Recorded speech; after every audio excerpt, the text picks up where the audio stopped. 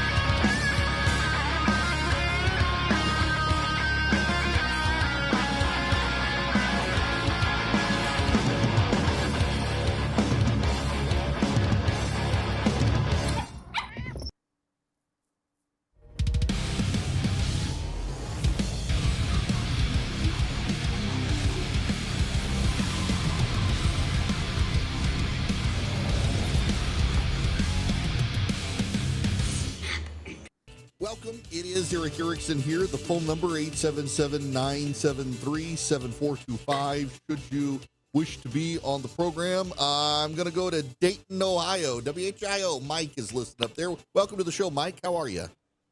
Good, sir. How are you? Hey, this is the second time I'm calling in. You and I had a really great conversation last time about the strength of China. Yes. I am one of the intelligence analysts. Do you mind if I get in a quick plug here? Go for it. I'll allow it. Okay. I am one of the hosts of the Don't Unfriend Me show. It's a podcast, and we reference your show all the time. Fascinating stuff. Listen, plug your podcast one more time. Thank you very much. You have a good day. Thank Mike. Yeah. Mike, can you hear me? Give the name of your podcast one more time. Yeah. So it's called the Don't Unfriend Me show. Facebook, X, Tumblr. Perfect. All of the major platforms. It's on every day from 7 p.m. and it's myself and another gentleman named Matthew Spear. We host it, and we are two former intelligence analysts. Perfect. Mike, thanks very much. I appreciate that. Don't unfriend me either. 877-973-7425. Y'all. Adjusting transmitter output. This is the Don't Unfriend Me Show with your hosts, Matt, Leroy, Amy, and Olivia. Geopolitics, military analysis, and election coverage. Coming to you live on all major social media channels at The Dumb Show. Honest, direct, unfiltered. We can agree, we can disagree. Just don't unfriend me. Hey, everybody. Welcome to the Don't Unfriend Me Show, 276-200-2105. You guys can call in if you would like. Go to thedumbshow.com. Pick yourself up some hats, some shirts, some coffee, all that type of stuff. Leroy and I have the helm tonight, and it should be interesting. There is a debate that's supposed to happen at 7 o'clock, and of course it's not. It's just a bunch of commercials and ads right now, and that's what Alex Jones does because, you know, he's got sponsors. So nothing on D'Souza and Nick Fuentes. So we'll all wait when it comes on. We'll watch it if it's on. Otherwise, that'll be a show worth watching. There's going to be some sparks and entertainment in that debate. Yeah, and I'm not going to sit here and play games and just wait for it. So welcome to the Don't Unfriend Me Show. Leroy and I are both in the house. As I've said, I'm waiting for something to happen, but right now it's just Alex Jones yammering on about the big, beautiful bill and everything else. So I don't know. When I hear something's supposed to start at 7, now I understand that sometimes we've been late, but it's usually because, you know, nothing's going on. But when we had our big show and we were on time, you know, come on, dude. You got to be on time. You're Alex frickin' Jones. Punctuality. I mean, it's a thing. It should be. Punctuality is a reflection of professionalism. Yeah, damn it. And I would like to say that there are times that we've been late. There's no doubt about it. But I think we've been on time more than we've been late. But, you know, it is what it is. I'm not sitting here and saying that, you know, you can occasionally, you know, be untimely. But for this, I mean, this is D'Souza and Fuentes. These are two pretty heavy hitting debaters. And if you've never seen Nick Fuentes debate, he's not horrible at it. And as long as he stays on topic, he's actually quite good.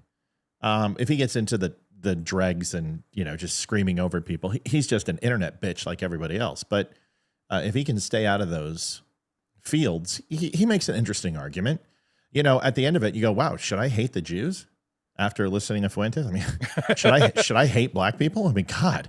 I mean, he's so convincing, but I'm going to have to say no. I'm going to pass. But, geez, kind of feel like you know, speaking of debates, did you see that Rogan Sanders clip where Sanders was basically like, Elon Musk shouldn't have been able to donate $270 billion. Right. And Rogan immediately fired back with, well, Harris got $1.5 billion. Yeah. And Bernie just looked like, what?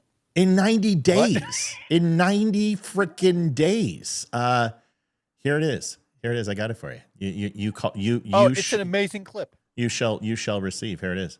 The conversation that they had with Kamala Harris, where they edited the answers that she. Oh, come on, Joe. You can't do that.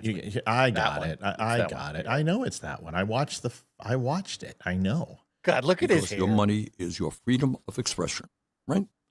You don't like Bernie Sanders? You can put millions or hundreds of millions of dollars into a campaign and express your view about how terrible Bernie Sanders is, Right. and you can buy that election, right? That's your constitutional right.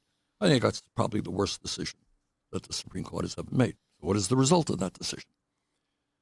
The result of that decision, let's take us to where we are today, is that Elon Musk, and I know Elon was on your show, and he's here in Austin, huh? Yeah. Okay. And we could talk about Elon, but Joe. He spent $270 million to elect Trump as president. Okay. I think that's absurd that any one person. What's the most someone donated towards the Harris campaign? They spent a lot of money on Harris as well. They spent $1.5 billion just combined over the course of a couple of months. You got it. All right, let me talk about it. So Yeah, I'm not here let's just talk to say about it's that. a Republican. That's my point here. Right. Okay. Yeah, isn't that convenient? It's always when someone has the facts, Right. then in 99% of the cases, the leftist arguments almost always fall apart at the seams. Always. And it's interesting. Listen, I feel for Bernie. You know, I feel the burn too. I get it. But he's had 2 elections stolen from him. I mean, yeah. Let's just be honest. And I don't like him. That's not true. I do like him. I like Bernie Sanders. I just hate his policy. I can't stand his policy. His policy's shit. I love his tenacity. I love his passion. I love how he's a fiery old guy from the old country. I love that. Get off my lawn. Sure. Well, I mean, get off my lawn unless it's the government, right? Or get off my lawn because, you know, I equally distributed this amongst all my neighbors and now it's mine. Yeah, I'm with you. Right. I don't like him. Right. And he's a commie bastard, but he's a fun bastard. I don't know. I just at least he's honest. Like, at least he comes out and he's, I'm a commie. I'm a commie. I vacation in Russia. I'm a socialist. We're now calling it democratic social. Okay, well, at least he admits it. It's not like, you know, this Mandani character, Mandani from freaking New York, who's just like, well, hold on a second. It's not that I'm a socialist. Well, it falls right into what... It's okay. I'm not going to finish my line. Go ahead, Leroy. Just fucking roll right over me. No. I'm sorry. I thought No. It's the punchline's over. Go ahead. The punchline's over. I was doing my Mandani impersonation. Obviously, it's not good enough for you. Go ahead and finish it. Go get it. I don't know what I was going to say anyway. Go ahead. No, you're good. You're good. So it falls right into this Thomas Sowell line of thinking. By the way, Thomas Sowell had his 95th birthday yesterday. Happy birthday. You're a legend and an inspiration to many.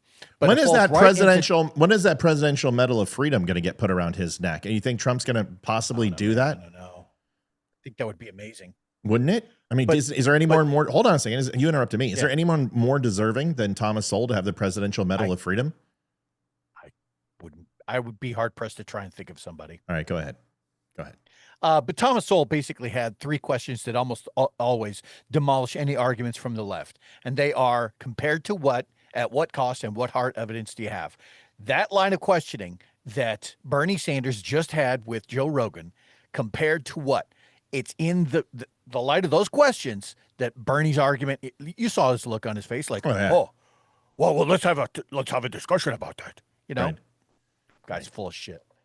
Nice to see so many great people here, folks. Just want to let you know the book went out yesterday. So the Woke Mind Viruses by T.S. Dixon is out, and I'm really interested to hear what people think. There are a ton of people who purchased it, and I'm excited for you guys to tell me what you think about it. It's a great read. It's a great book. You should go ahead and do that. If you haven't had a chance to pick it up, I think I still have maybe one on sale on The Dumb Show. But the audiobook is actually coming too. So he just finished up with that. And I think we're getting a code so we can sell it to you guys. So we'll be pushing the audiobook pretty hard. And we hope that you guys pick it up and get it. How does Alex Jones have 50,000 followers, 423 people watching, and 65 likes? We rivaled that at some points on Rumble. Not the number, but I mean, we've got 1,700 followers and we have a good 70 to 100 on every night. It makes me feel good that we, you know, it's tough to crack Rumble, but it makes me kind of feel good that we're up there. And this is a big show for him. It's kind of surprising. You know, I like Alex Jones sometimes. So do I. There is those times where he was talking about making the frogs gay and everything that I was like, well, that was true. I can't get into it. Right. But that was true. But wait a second. That's the thing. A lot of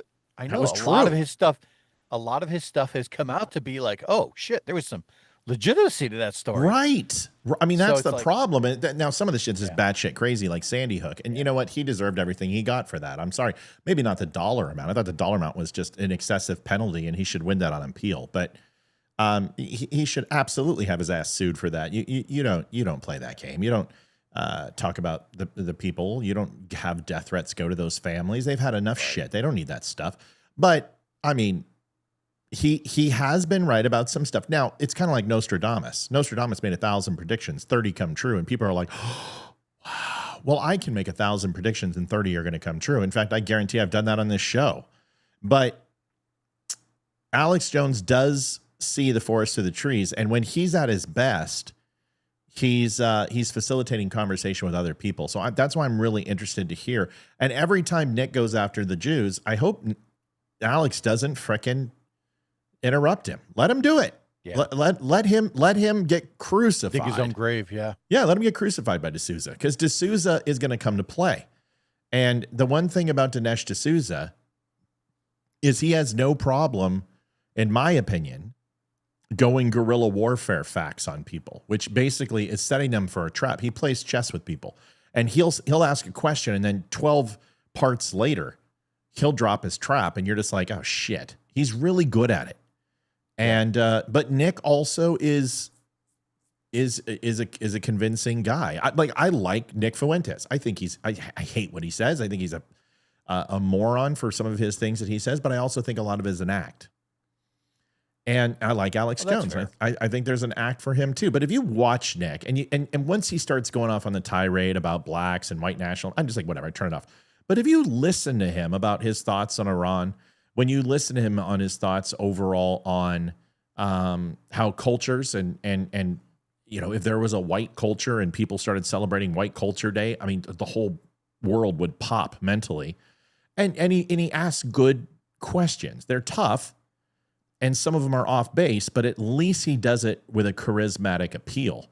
Then you've got people like Cenk Uyghur that are just like just one conversation away from melting down and blowing a gasket. So, everyone's got their pluses and minuses. Yeah, Cenk Uyghur actually looks like what it would look like if diabetes had a full-on meltdown. Yeah. And just had a bipolar moment where he just started attacking everyone randomly, verbally, of course. If a clogged artery had a picture in the Encyclopedia Britannica, he would be there for sure. Dumb Nation, y'all are kicking ass. Good for you guys to know is Still Point is now number 2 in the overall race in the Battle of the Bands. They have a chance to win $50,000, be in Rolling Stone magazine, and go play in some concert which has high profile. They're ranked number 2. Folks, if you have not had a chance, please do me a favor, get your butt over there and go and sign up. It is really important if you do that. I'm going to send you the link right now. We've got them to 2. Let's get them to 1. And the higher they go in this thing, the better it is. You know what I mean? So go give Still Point some love. I don't know what's going on. He's got 287,000 people watching on X, and he's late. And whatever. I don't know. I'm not going to sit here and wait all day for this, but I was hoping that it would start on time. Let's hear what he's saying. The law passed in Congress that all new cars, funny, same law was passed on almost every other country in the world.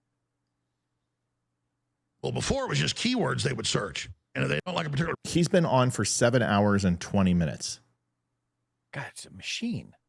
Well, it's not hard when you have co-hosts come on and you have writers and stuff. You know what I mean? Yeah. But it's not that Alex doesn't do his research. Alex is a machine. I mean, he really is. The left says they are shutting down the 4th. Good luck. Let me know how that works out. Oh, I heard about that. One of the other podcasts had mentioned it this morning. Yeah. Something about you're not going to show up for. There was that. Oh, and the other one. They're going to take a free day off for 3 days to who cares? Not work, and they want everyone to do it nationwide, shut down the economy, basically. So they're doing what they always do. They're not working. Right. You know what? The left is so tired. Will you guys start burning shit down so we can make this interesting, please? Will you guys please start throwing some cocktails into buildings that are empty, please? It's time for this to get interesting. I want Summer of Love 2.0, and let's get this thing done. I'm sick and tired of it. Stop pussyfooting around. You guys know you're going to get to it. But you know what? I will tell you what I am just terrified of. I'm terrified of this. People are flipping out. Oh my God, Alex Jones, 7 hours. Hey guys, we did it. The 20K show was 7 hours. Thank you very much. So I don't want to. Alex does look good though. He's lost some weight. He's taking care of himself. That's good. He's doing that methylene blue. I don't know if that's taking care of yourself, but at least he's lost some weight. But what bothers me is when Trump keeps winning. I mean, he had the best week of his life. Yeah. Like out of any presidency he's had, this was the best week he's ever had. Hands down. It's an unbelievable week. It's an unbelievable week. And if they can't get him legislatively, and now that the SCOTUS has limited federal influence of using lawfare against them. And they're like, oh, well, we can still use civil lawsuits and go ahead and do, class action. It's like, you people just don't get it, do you? You just don't fucking get it. Is that the more you do this to him, he is the phoenix. And all you're doing is just tossing coals. You're just tossing coals on the ashes. Homeboy's going to keep rising. He's bulletproof. And it's kind of like when Superman fought Doomsday. And I hate to use DC references because I hate DC, but it's a good one. And whatever you throw at Doomsday and you kill him with it and finally stop, he comes back the next time stronger. And he can use that against you. And it's like you're basically fighting a clone of your abilities, and then he can exploit your only better, and he can exploit your weaknesses. This is Donald Trump. And every time you do this to him, this is just what happens. Yeah, the idea that the SCOTUS was not going to rule in his favor and limit the ability for circuit court judges to issue these injunctions is ludicrous. Everyone saw that happening. It was a 6-3 decision, and I'm pretty sure Ketanji Brown Jackson, she basically got eviscerated. She took it in the shorts. Yes, she did. Her opinion, her minority opinion, was just shredded by her constituents, which I thought was just beautiful. Oh yeah, had it. Oh God, that was so good. Now I'm gonna stuff my fucking face with Pepperidge Farm. Yeah, Ketanji Brown Jackson took it in the old keister on that one. That was brutal. And they basically just said like she's having a conniption fit. We're not even going to go ahead and dignify her remarks with any comment. What? That's like literally like say you're going on a 9-man bowling team and you're in the final frame and the team goes, you know what? Hey, number 9, why don't you just sit down for this one and let us go ahead and take your frames for you. We don't want you to bowl. She got kicked off the bowling team. She's like literally taking the shoes back to the front desk and has to sit there and smell that toxic shit they spray into them and return the shoes to get the deposit back. They don't even want her on the bench. Even Sotomayor was like, listen, lady, you're just a little even too much for me. Talk about getting in their emotions. But anyway, Alex Jones is jerking off. I don't know what he's doing. Well, hopefully we can get the debate. Maybe someone can watch it. When you see it, come on, let us know. Matt, you realize that Trump has saved us more on taxes than our own government in Canada. Do you realize that the whole reason Republicans are flipping out about this bill is because it adds to the deficit? But the only reason it adds to the deficit is because he's fucking canceling the tax hikes. This is the biggest savings of any bill ever proposed to Congress in U.S. history. The biggest. But he is also giving a tax break. And that is unfortunately going to add to the debt. What do you want to do? Do you want to go ahead and add more to the debt, which is just some fictitious number that's never going to be collected on? Or do you want to go ahead and get a tax break so you pay less? Or do you want your taxes to go up to 60%? If that's what you want, that's what's going to happen. So that means old people. That means people on fixed incomes. That means people who are making 75 a year, 35 a year, 150 a year, 300 a year. Everyone's going up. Why do you think Joe Biden and the Democrats extended the tax cuts in 2021, 2022? Why do you think they did that? They did it. Same reason they expanded on the tariffs. The same reason they did that. And the reason why they did that is because it was good policy from Trump. They extended the tariffs on China. They extended the tax cuts. They wanted to re-implement the border wall procedures that Donald Trump put in place that dick fuck, pardon my French, spent 90 some odd executive orders dismantling. It's because they were good ideas. So if this bill does not pass, yes, we add money to the deficit, which is actually a modicum of what it was supposed to be. Or we get tax cuts and stimulate the economy. And yes, big business is going to get it, but they're flipping out. I mean, of course, the sky is falling. The sky is falling. How can we believe anything these people say? These are the people, the 51 intel officials, Russian hoax, Hunter Biden. It's transitory inflation. Right. Afghanistan was a really good job. There's nothing wrong with me. My brain is just fine. Come on. How can you believe these people? You can't. And because they never considered the fact that what was the alternative? You know, under the proposed Harris plan, anyone who made over $100,000 was going to get immediately taxed at 25%. Right. Under Trump, it's 22%. At 191,000, it was 28% versus Right. Trump's 24%. Right. So as much as everyone likes to say that the Democrats are making that claim that Trump is only for the rich billionaires, well, guess what? The capital of billionaires in the world is blue New York. Who do you think they're looking out for? And blue California. Yeah. And the other interesting thing is that he extends the tax credits on the child tax credits, which is good.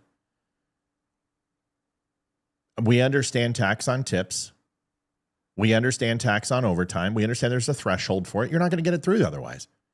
We understand we wanted Planned Parenthood to fund it. Well, guess what? They're actually going to go ahead and fund it again. But you know what? Planned Parenthood is most assuredly Rob Peters to pay Paul for abortions. We understand that. Yeah. We know that. Yep. But they also do a lot of good. I don't care what anyone says. A young girl whose parents won't allow them to go and get contraception or won't allow them to go ahead and get a pap smear or whatever, breast exam, or get on their some sort of hormone replacement, not to transition, but they're low on estrogen or whatever it may be. They need help. There's an option for people. And in the inner city, that's important. It's better than murdering babies. And yes, Planned Parenthood should not use that money for abortions. But what are you going to do? You can't. It's robbing Peter to pay Paul. It's a line item move that they do. So if you defund it, well, you guys, what's that going to do in the inner cities? And I'm not talking about eugenics, but I'm just talking about basic reproductive care, not abortions. But we're talking birth control. We're talking getting contraceptives. Is this okay? To me, it is. My daughter will never have to go to Planned Parenthood, but I will tell you what, Olivia did when we didn't have insurance, and it cost us, it cost you guys money. The no funding for illegals, they took it out too. And the reason why is those illegals, unless you deport them all, they're going to have emergency room visits. And those hospitals will be, and even though I don't agree with hospitals and I can't stand how much money they make, if you go ahead and take them off of Medicaid, those hospitals are going to face trillions of dollars in windfall. That is going to shut, and you're already going to impact a lot of rural hospitals. Let's be honest with you. These rural hospitals have been carried by Medicaid, and now they're no longer going to get their subsidy. And you're going to see a shit ton of rural hospitals close. But we don't need a hospital in this town. I got 500 people here. We can go to the doctor, the ER. We don't need a hospital. We have Medevac. The closest hospital is 15 minutes away. We'll be all right. Most small towns don't need hospitals. That's just not the way it works. If they have a massive heart attack or something like that, you can do a Medevac flight. Yes, it's expensive, but that's not the point. The point is this: do we need the government subsidizing billions upon billions of dollars of shitty hospitals? And the answer is no. Well, but then if you allow those rurals to close, then the bigger metropolises, cities, and suburbs will have their hospitals closed because they'll be helping possibly anywhere from what's the number, 14 to 20 million illegals. They'll bankrupt the hospitals if you do it. Medicaid gets group benefit discounts. So when they use that, they get 60, 70, 80% of the cost of that. And the insurance company will add relief to the hospitals. If you have the hospitals cover 100% because it's federal law, you cannot have a person who's in need of medical care. You can't deny them. It's against the law. Yeah.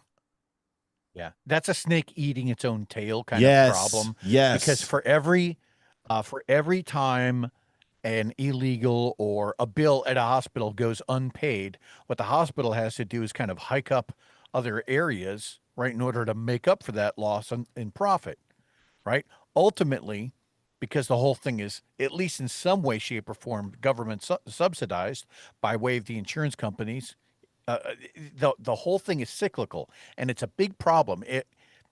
The biggest problem we ever had in this country with regard to that kind of thing was allowing the government to issue tax breaks to companies who offered health insurance. They should have just left it privatized.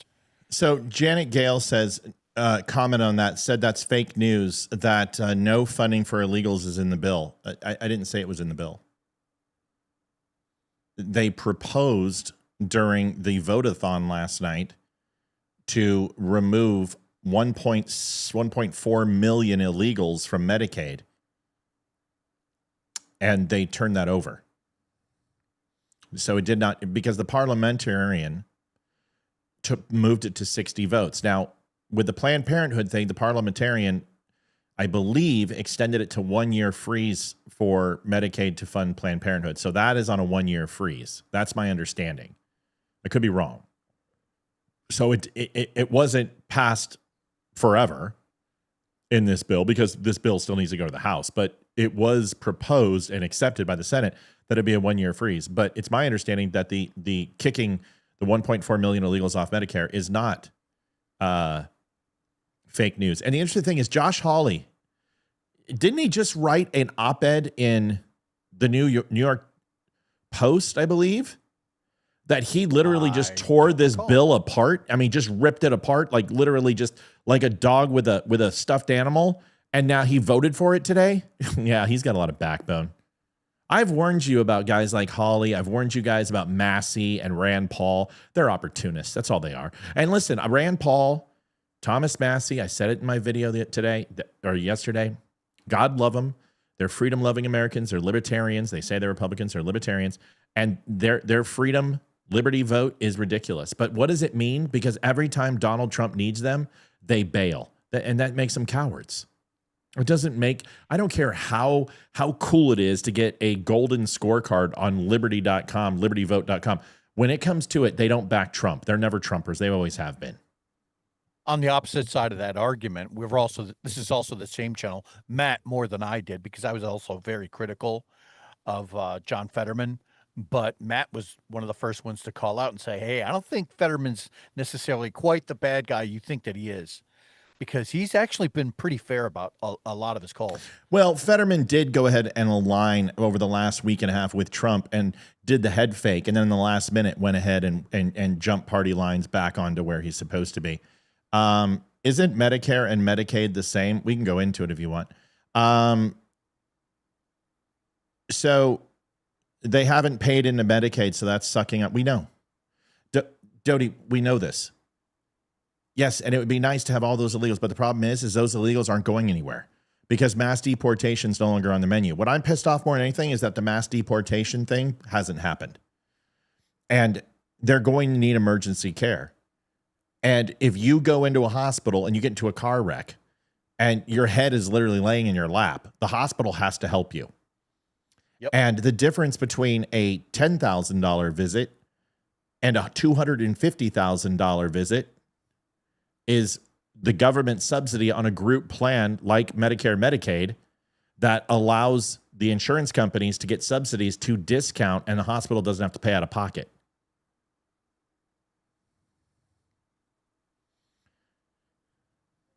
Okay. Tina said it best. Medicare is for over 65, or if you're on disability, Medicaid is for low income regardless of age. That's correct. Mallory says, am I invisible? No. What do you want? The name Planned Parenthood is an oxymoron. Well, why are you invisible? If that's, she shouldn't define, I don't know. What do you want me to say? Hi, Mallory. Great comment. Yeah. Good stuff. Outstanding. I don't think Planned Parenthood is an oxymoron. I mean, it's not like I'm a supporter of Planned Parenthood, but I mean, it's basically written in the title. If something came up that was unplanned, well, I think what she's saying, we'll kill it for you. Well, that's the point. It is an oxymoron. It's Planned Parenthood. There's nothing parenthood about it. It's their whole entire premise. Yes, they do care about, hygiene and care and all, but predominantly what Planned Parenthood does is they offer ways to terminate pregnancy. And whether that's by birth control or condom or abortion or the after morning pill, I mean, it's really not parenthood. And it's kind of like when women go, I need an abortion because it's for reproductive care. There's nothing caring about it. It's called reproductive. It's called caring termination, for gosh sakes. I wasn't talking to you, Matt Cheese. Oh, I didn't see it, Mallory. Don't get upset. I can't see it. All I see is a window. And it just says, am I invisible? And I'm like, I don't know. Are you? What do you want me to do? I can't see replies, guys. Here, this is what I see. This is my window. That's it. Am I invisible? Yes. Everyone pretend like they can't see Mallory for me. Okay. Like John Cena. Go. Yeah. Can you share the blue link for voting? I'm having trouble when you type it in. Carrie, it's the one I've always. I don't know. This is the link. I don't know what the blue link is. Is that like a pill or something? Little blue pill. Didn't TPS statute? Don't go to blue dot. Don't do that one. Yeah, I'm like, what are we talking about? All right. If you guys have any questions, remember, I can't see all questions. I'm doing my best, but I've only can see Facebook, Twitter, and YouTube right now, y'all. I don't know what the hell's going on with this debate. It says Tuesday live. Trump versus Musk. Now it doesn't say anything about D'Souza. Oh, I wonder if Dinesh backed out. If anyone would back out, it'd be Nick. Do you really think Dinesh would back out? No, it could have been something out of his control. That's awful convenient. I'm gonna look. Hold on. See if there's anything on here because I wanted to watch this. Oddly enough, for everyone who's pretty critical of Dinesh D'Souza, I still like the guy. Yeah, he's a little. He can be out there sometimes. Yeah, that's fine. With that whole the 1,001 Mules or whatever the hell the name of that documentary was. Yeah. Which was just bullshit. But it was. But the fact that he's written a handful of books, and honestly, they're not bad. He said like. 7 p.m. Central Standard. Who cares about Central? Central. Oh, so it's happening in. Yeah, because Nikki's in Chicago. So that makes sense. So it's Central. So that's that's 8 o'clock. Yeah. Okay. So we'll see it at 8. Okay. 20 minutes. All right. So we've got plenty of stuff to do. I'm very surprised Fetterman actually seems like the only Democrat with common sense. Yeah, but he didn't. He jumped off. He said he was going to vote for the big, beautiful bill. And then he's like, nope, not doing it. And it's like, come on, dude. He waffles back and forth. Yeah. Some people said, hey, Matt, how come Rand Paul and Massey don't know? Because it's not convenient for them. They're just like Democrats and Republicans. They stick their craw into something and they're like, no spending. Well, this is the lowest spending bill that it has the biggest cuts and savings that the United States has ever done. What do you want? That's progress. Oh, well, it adds, 1.7 trillion to the debt in 10 years. In 10 years, they added 10 trillion to the debt in a year and a half. I'll take 1.7 over 10 years. That's not bad. It's not good. It's not great. But if you want the numbers that Trump had in 2019, look at what he was doing. Look at the GDP. I mean, he eclipsed 4% for God's sakes. They haven't done that since Clinton. So you let Trump cook. I said it last night. Let Trump cook. Just let him do his job. You voted for him. Everybody wanted him in. Oh, we got to have Trump back. We got to get Trump. We got to get him back. We got to get him in. He's there. So all the naysayers, all the doubters, shut up. Candace Owens, shut your face. The only people that should be this pissed off right now are the people who are in favor of the injunctions that just got overturned. Yeah. Essentially Democrats. Here is a video of the cost. This is outrageous. Of an LLC. I just had to pay my LLC dues. So I'm with this guy. This is the Commonwealth of Massachusetts. Virginia's no picnic either. I've got to pay just to submit a piece of paper. They know what it is. And they come out there and they go, oh, you're late. They don't send you a warning. They don't say, you're late. Your LLC is about ready to be canceled. And you're like, and you have to pay a $50 penalty. I'm like, what the? So I called my accountant. I said, what's going on? They said, it's hit or miss. There's no website. It's all done by paper. I said, who can I talk to? There's nobody to talk to. I mean, it's literally like an episode of The Twilight Zone. This guy says it best. Listen to this. This will blow your skirt up. These are the two most expensive pieces of paper in all of Massachusetts. I'm here at 1 Ashburton Place, the McCormick Building, to renew my limited liability company, my real estate agency, for another year. And it's a tax that every small business has to pay in Massachusetts. or even big business if you run an LLC. And most of your small businesses are LLC. Now, if you're some big venture making millions of dollars a year, this doesn't bother you as much because, $500, you could probably swing it if you're some giant company. But if you're a small little company like mine, like most small businesses, like the vast majority of the economy, you have to pay a tax of $500 a year to file 2 pieces of paper. 2 pieces of paper. I just filed mine. I made no changes. I hardly ever make a change. And it still costs me $500 every single year just to be in business. If I filed it online, I think it would have been another $25 on top of that just to process the payment. California is the only state in the country that has a higher tax. Theirs is $800, and at least they actually call it a tax because that is what it costs, or that is what it actually is. It's a tax. Do you think it really costs the Commonwealth of Massachusetts $500 to record and maintain this record electronically? Hell no. No, and also, do you think tollways and bridges haven't paid themselves like in the first 9 months of operation? They've got 175,000 cars one way going through that thing a day, charging them $2.25. Do the math. There's no roadway in America that needs to have a tollway for 10 years. And that's the problem. Go to Arizona, 303, the 101, the 202, all of it's still charging. It's been there for 20 years.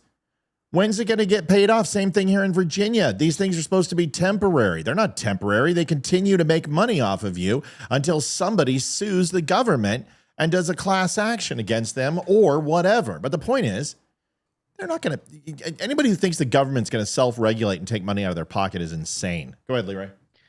Up in northern Ohio, there was something they were going to use to fund the building of the new stadiums in downtown Cleveland. It was called the sin tax. So they imposed this sin tax for years ahead of time. They finally scrape up enough money to build this new stadium. The sin tax remained in place, and I think it still remained in place even after the old stadium is no longer in use. That once these things are imposed, it's almost impossible to get them removed. Can you understand the 900-page bill that they pushed through? Do you have time to understand that? No. Is that not taxation? Is that not taxation? There's a question I got. Is that not taxation without representation? Honestly, I believe that's probably true. True. Let me ask you a question. Can you file your own taxes? Can you? Yes. No. Okay. Sort of.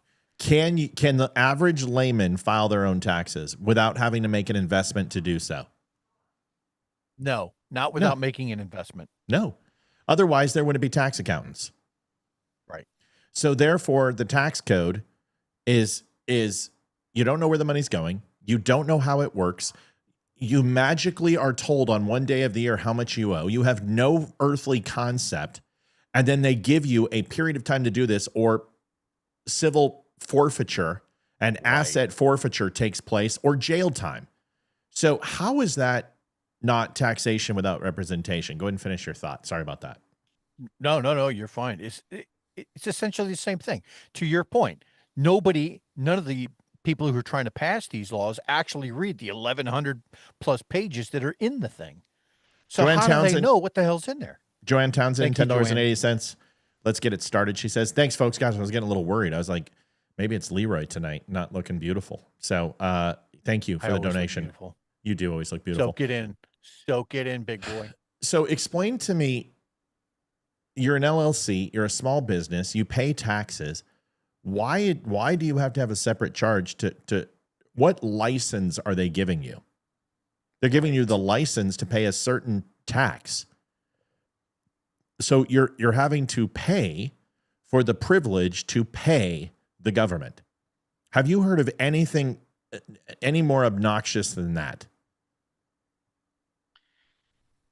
For anyone who is familiar with with some of the Middle Eastern history, that's precisely how the Arab Spring kind of started. Right. It was a dude who had a vegetable cart, had to file with the city to say, hey, I'm going to be selling vegetables off my cart. And then the next thing you know, they had denied it.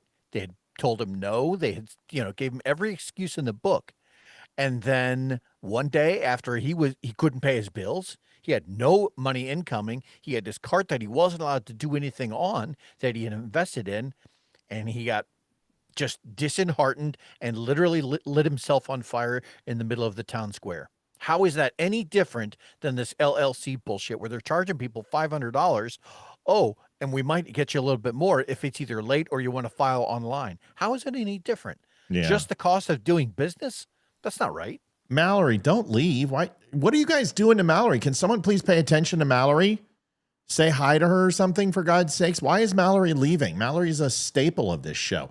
Maureen Flood donated $10.80 to get things started. Appreciate you, Maureen. Thank you. Mallory, don't leave. I was only kidding. Gosh. Don't leave. The plants will die. You guys need to... Oh, we got a wireless caller. How exciting. Welcome to the Don't Unfriend Me Show. Who are you and where are you calling from?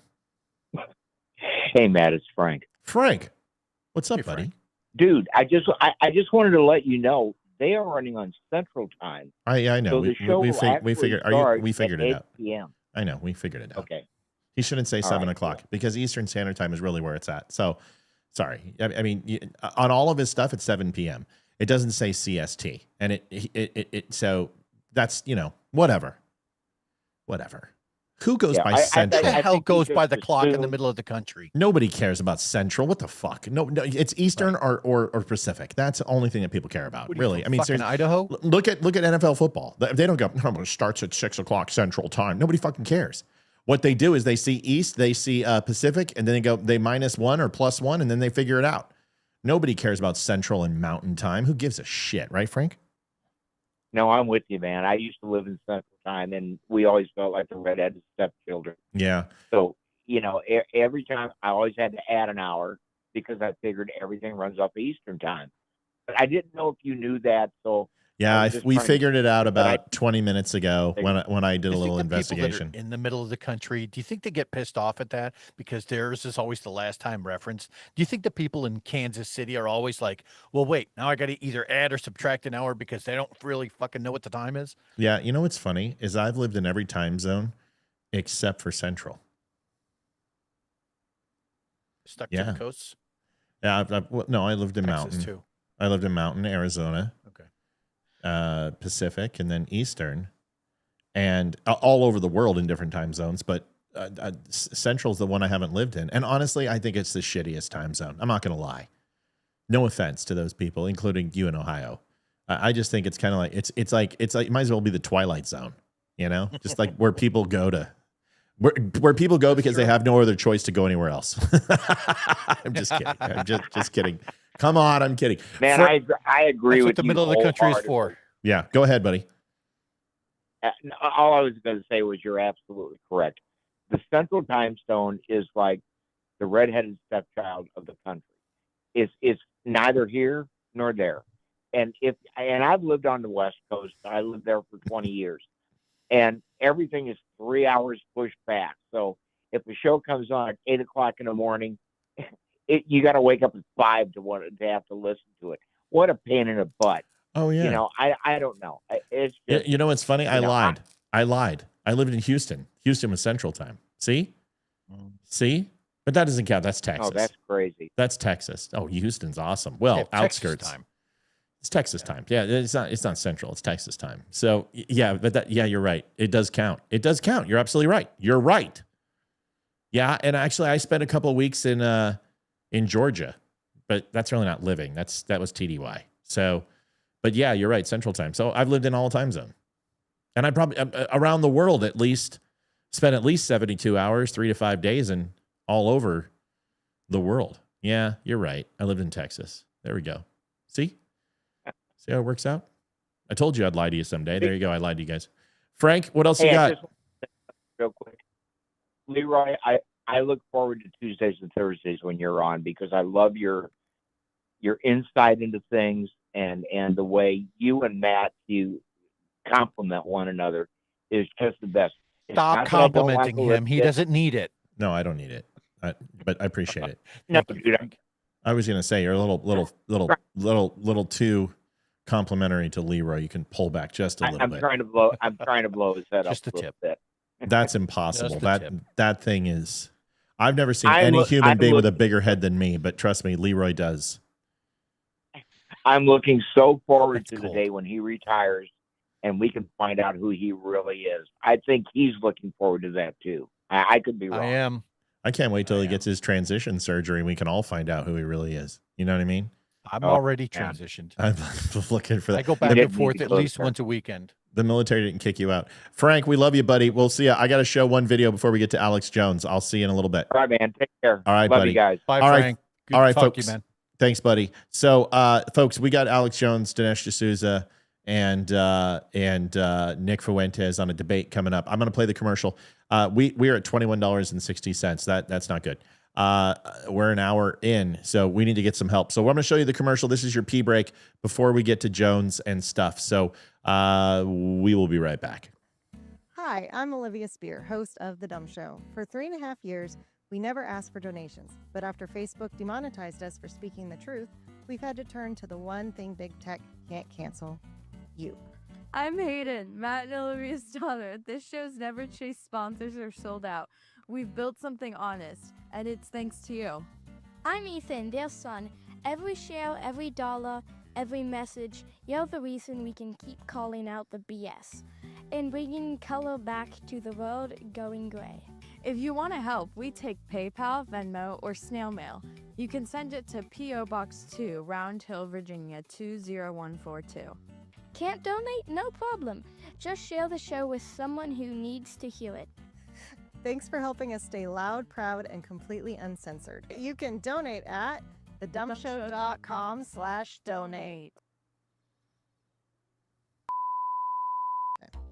You know what happens when you turn the dial harder? You can make a harder grimace. The harder you grimace, the more effective it is. You tighten it so freaking I can't do it. I can't untighten That's what she said.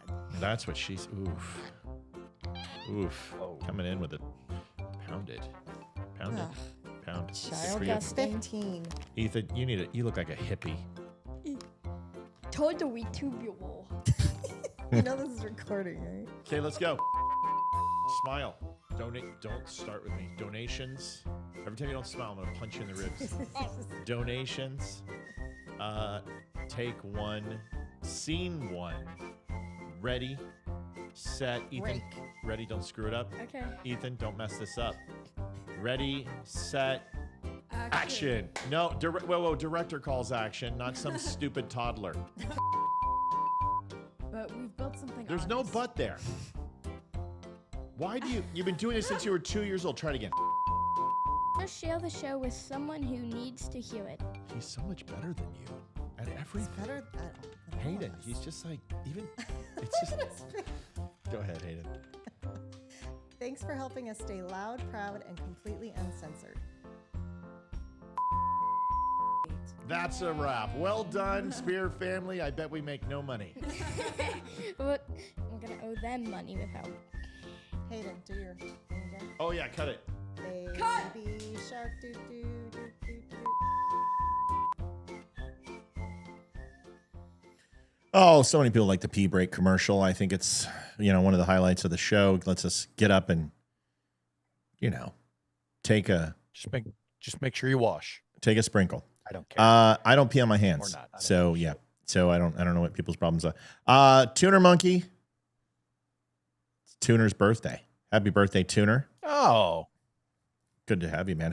What's the age? Would love to know. Yeah, I was just going to ask, how old are you, man? It's going to be interesting to listen to this. On the Doge website, I see displaying 11,708 contract terminations totaling $44 billion in savings. This is my question. Is this a real savings or just smoke? I figure may at least have closed certain avenues of theft and misuse, for which I appreciate. Charity, here's the thing. Doge, obviously, they got USAID shut down, and that saves a ton of money. Of course, it kills 14 million people over the next 10 years because that's what they're saying, which is complete bullshit, but that's okay. when you close departments down, other departments have to take the work, whatever work that may be. And if that work is deemed as important or necessary, then are you really saving? I can't answer that question. I haven't done a forensic audit of what Doge did. If they say that they save that money, that's fine. But remember, Elon Musk said he was going to save $2 trillion, and Elon Musk is now starting again on Donald Trump. And here's the thing. I really like it when Elon Musk was in our corner. I'm not going to like it when he's not.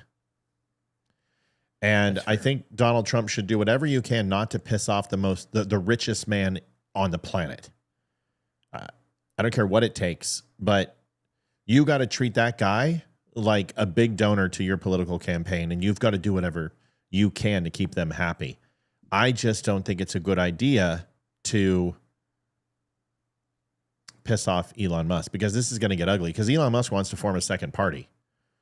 And that's not good for Republicans at all, because that's going to curtail to the libertarians in the middle. Yeah, and he's had such a bad set of dealings with his business ventures with regard to like the taste that it's left in Democrats' mouths, that they're already alienated from him mostly. So this would steal far more Republican vote than it would Democrat. Yeah, and there's an interesting video that Steve Bannon did. And if we hit gold tonight, we'll overdrive, but we got to do better than this. Otherwise, we're going to be going home early and turning the lights off. So we have a lot of content. If we're going to watch this Dinesh D'Souza debate, we might just have to skip that and keep doing our regular stuff if we want to stay on track. Because Charity Lamb 2110 payday, yay! Thank you, Charity. You're the best. Appreciate you, man. Thank you, Charity. So we gotta get the donations going. So if we haven't had a chance, let's rock and roll. Because if we're going to cover the D'Souza debate and still cover the Lara Logan piece, a lot about the bills going on and what's going on with overall tax breaks, and cover some of the things that we talked about tonight, we've got to keep moving forward.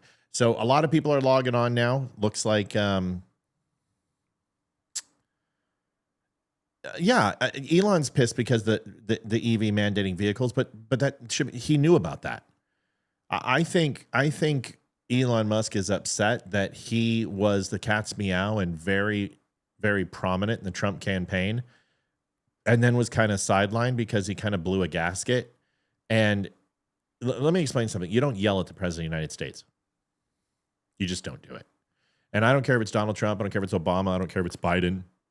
You don't yell at the president of the United States. And I think Elon got lippy to Trump in a meeting, because that's the rumor. What I'm hearing is that Elon kind of blew a gasket on Trump. So you don't do that. You get fired. You serve at the pleasure of the president. And every single person, whether they report to the president or not, he's an advisor, and the president can sideline anyone he wants. So I think he flew a little too close to the sun is my point. Okay? That's what I think. Melted all right. his wings, eh? I think so. Just a touch. All right. Let's see. See if I can go live here and see if we can get this on. But yeah, we need to hit donations, folks, a little bit, because otherwise we're going to have to go after this debate. So let's see how this goes. And let's hope that we stay on. If we don't, we'll come back. But you know how YouTube and everybody is and how they treat us. We're getting Dinesh D'Souza and Nick. All right, I'm waiting for the music to stop.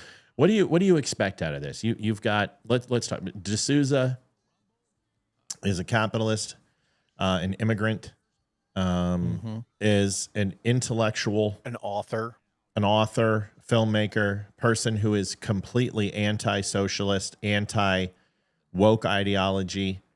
And then you've got Nick Fuentes, who is a Christian white nationalist, is not a big fan of Jews, is not a big fan of women, is a Catholic, he says, and all of that. So what do you expect out of this? Wow. I mean, if you could pick out two people who are going to be on opposite sides of the coin, I think you did. I would expect that you're going to get a lot of good sound bites, but that at the end of the intellectual points, that Dinesh D'Souza should come out on top. I don't see Nick Fuentes having the intellectual capacity necessarily. And I'm not saying he's dumb. I'm just saying that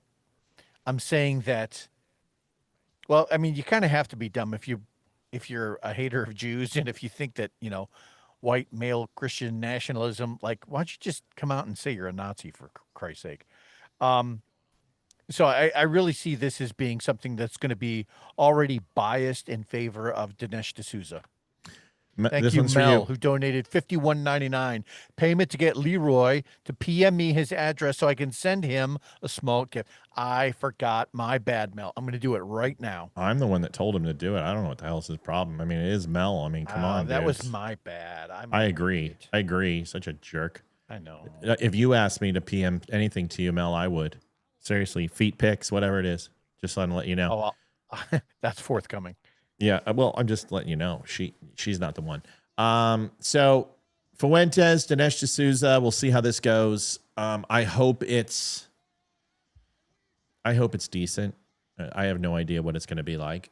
I think people underestimate Nick Fuentes. I think if he shows up like he does on Alex Jones's show, this has a potential to be a good debate. If it doesn't, and he gets into the starts attacking his religion and start attacking his nationality and shit like that, then he's going to get eaten alive because D'Souza will kill him. Do you think it'll be more personal attacks like that? I don't think so. I think Nick has the ability to listen. This is a big thing for Nick. I mean, this gives him some credibility. He's been wanting to debate Shapiro and, Charlie Kirk. D'Souza is a nice, consolatory prize for him. And this gives him a chance to get on the stage and get his message out. And no matter what that message may be, he's not completely debased on his thought process just because he's an anti-Semite and is a white nationalist. I mean, I'm sorry to say, even a the sun shines on a dog's ass once in a while. So, the one thing about Nick is if you've never watched him, he is charming at times, and he's funny. He really is. And I watch everybody for a reason. It's because I try to find value in everyone. So let's listen to if this is music. I'm going to turn it off. I don't want to hear it.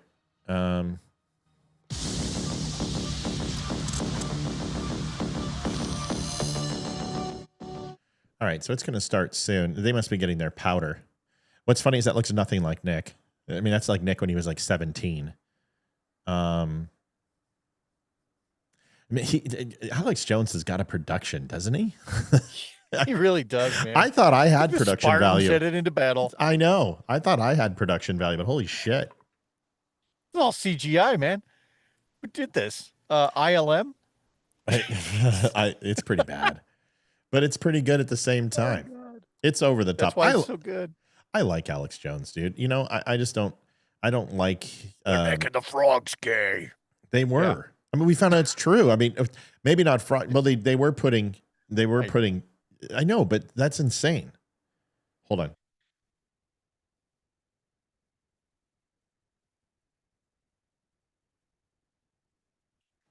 Sorry. Well,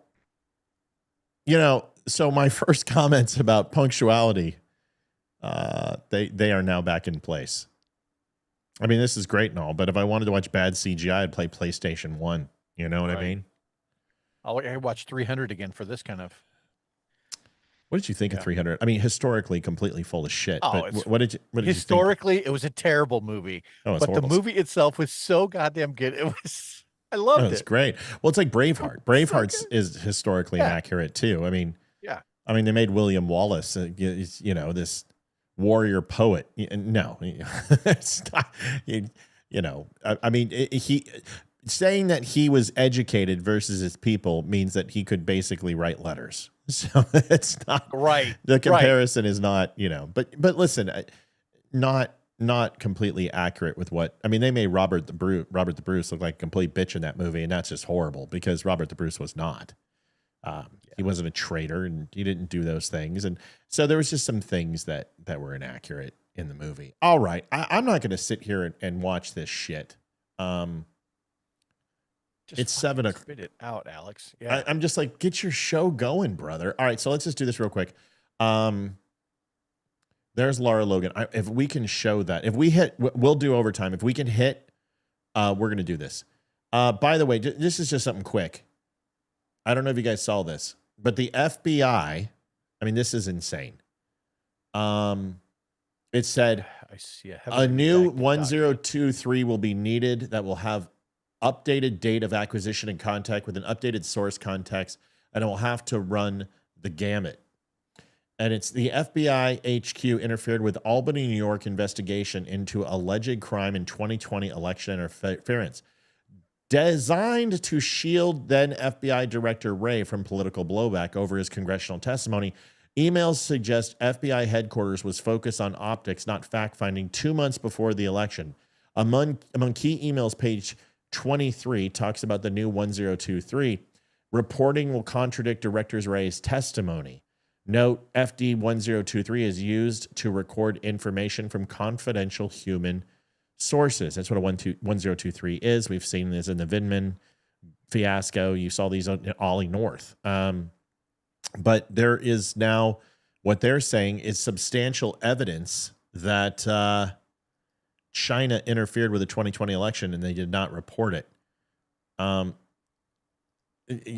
you want to explain why this means absolutely nothing? Sure. So for every election, ever since the invention of the internet that most people can access, other nations have been trying to influence our general public. And so it is not unheard of for China, Russia, or anybody else, any country, right? The U.S. is the engine, the economic engine that runs the world. So you can imagine that literally there's 196 countries, and every leader is going to have an opinion about who would be better in the White House for that country.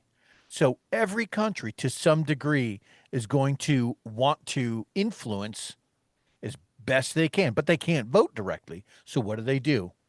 They create these campaigns, these either misinformation campaigns or influencing campaigns, and they will put shit out on social media, right, in the hopes that there are just enough dumb Americans, right, that might buy some of this crap. Yeah. So literally China, Russia, I'm sure North Korea was even in on that game. And it's not like we don't interfere in everybody's elections too. Can we stop Absolutely pretending? So who cares? I don't care. I don't care about 2016. I don't care about 2020. I don't care about 2024. I don't care about any of it. It's in the past. They're not going to unring that bell. What are they going to do? Go back, all right, folks, we're going to travel back in time and we're going to remove Joe Biden. The accountability factor is, it baffles me that people still believe that the people running the jailhouse and the convicts inside are somehow going to do the right thing when it comes to self-accountability. These people are crooks, and all politicians are crooks in one way or another. And they're there under false pretense. They're there to represent the people, and none of them do. Josh Hawley is a perfect example. Lisa Murkowski, perfect example. Murkowski, is it Lisa Murkowski? It doesn't matter. I'm too fucking tired. Murkowski was like, oh, I'm not going to support Trump. I'm not going to support. Flipped. This is Tom Tillis. Oh, I'm going to support Donald Trump. Remember when he was trying to run for speaker?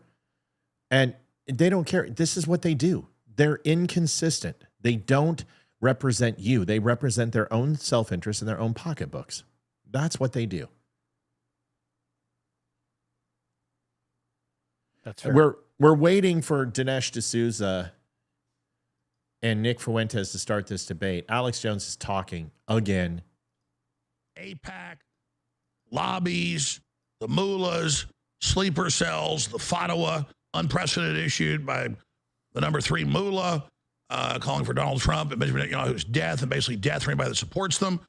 They admittedly have big sleeper cells. I mean, this is a declaration of war. It's gotten very little coverage. I think Trump's trying to ignore. If you guys don't think that anti-Semitism is a big thing in white nationalism, Nick Fuentes has 16,000 people watching on Rumble. Alex Jones has 400. Now, on X, Alex has almost 300,000 people watching. So Nick Fuentes and those guys are bragging. Oh, well, maybe we should go to Nick's channel. They live in there. I love the Groypers. We loved it when they trolled us. We loved spanking them. Did you know that we had the number 2 Groyper, you and I, and we handled him together, Beardson, when we dismantled that guy? Beardson's the number 2 Groyper. He is Nick Fuentes' is like best buddy, and they're on each other's shows all the time. Beardson, he just gave up. He wound up saying, you know what, you guys are two pretty good guys. You know what, we agree on a lot of things. And I'm just sitting here going, what the hell? So 2 years later, he pops up and he's sitting there defending Nick Fuentes that they don't say that they don't encourage their Groypers to talk about raping the children of the people they go after. Yet that was the topic that night because one of the Groypers had threatened to rape my daughter and kill my wife in front of her while he was doing it. And I went off on this guy. You were on with me. And Beardson's like, my people don't do that. My people don't do that. And I'm like, the fuck they don't. Here's the email. And I showed it to him. And here's the person. Then that person was in the chat along with the other 300 of them. Biggest show we've ever had on YouTube, mind you. And 2 years later, they got into another thing where that's what people were doing. And Nick just absolves himself and goes, oh, well, you know, these aren't people. These are plants. These are bots. These are Democrats posing as Groypers. Well, that's not what you said on my show. What you said was that this guy didn't say that, and you guys know him, and he's kidding. And then you switch 2 years later and go, oh, well, we don't control these people. So you guys are full of shit. All you Groypers are just little punks. But that's the problem. Is the moment they start introducing this idea of any sort of personal violence, you cross the line at that point. And nor Matt and I are going to put up with it. No, we're not. And fuck them. And that's the thing. If you keep it civil and you want to have a serious intellectual discussion about something, I'm your guy. I would love to do that. Yeah. Right. But 9 times out of 10, the people that come in here, all they want to do is smear, name call, and Beardson was now cool, and then though. You'll get a threat. Every now and then you'll get a threat, and it's far rarer when you get somebody who comes in, has an opinion. It's not one that we agree with. We both, debate it out. Maybe if some names are called, and then the guy actually kind of pulls back a little bit, and he's like, you know what, you guys are all right. That's a pretty rare thing. But it does happen a lot on this show, surprisingly enough. We haven't had many people, except for that Nazi guy who said he was a Jew and he was wearing an iron cross under his shirt, and I had to buy band-aids. Yeah. But even Beardson was respectful. We had a good conversation. We talked about the USS Liberty. We talked about the Bolshevik Revolution. We talked about the dancing Jews, J6, and Leroy got hot in that. Well, I was calm. Leroy's the one who got hot in that. He was just like, this guy's a fucking idiot. And I'm just like, but Beardson was respectful, and we were respectful to him, and we left on and then they left us alone. All the Groypers left us alone. So, and honestly, I don't give a shit. You guys I loved going after you guys. All right, I feel like if I grew a goat like that, I could probably pass for and change my voice a little bit. You could pass. Matt Spear is just one of these fantastic kind of guys. Yeah, Matt Spear is just he's got one of the best podcasts out there. Yeah, I could do that. There's a couple people that I know who do a great Alex Jones. I can't remember who it is, but it's somebody we know. Oh, Ryan Samuels does a good Alex Jones. Does he? Yeah, really good. Like I wanted him to do it. No. It wasn't Alex. No, or it wasn't Ryan Samuels. It was Dominic Izzo. Izzo does a perfect Alex Jones. Does he really? Oh my God, it's flawless. All right, let's watch this. This is his heads. Nick Fuentes his tails. Here we go. And it is Dinesh D'Souza. All right, so we will go now to Dinesh D'Souza. And wait, this isn't live? This isn't in person? Oh, this is going to suck. And to get his first 5 minutes, then we'll go right to Nick Fuentes. And then after that, you probably won't hear from me for almost 30, 45 minutes. I'm going to try to shut up and have a real debate. There's nothing more frustrating than these debates where there's constant interruption. So, Dinesh, thanks for accepting this debate. And I'm glad it happened, glad it got done. Thank you so much. You've got the floor for the next 5 minutes. Thank you, Alex. Welcome, Nick. I am looking forward to our debate. And, it's I'm thrilled to do it because free speech has been under attack. And you guys, Alex, Nick, Laura Loomer, and others have been deplatformed. I am a strong opponent of all of this. And for this reason, even though some people were like, why do you want to debate Nick Fuentes? I'm like, no, there are taboo issues here that are being raised. They're not being adequately discussed. Some people run away from them. I don't run away from them. And I think it's a good idea to sort of have it out. And so that's really why I'm here. I want to defend Trump.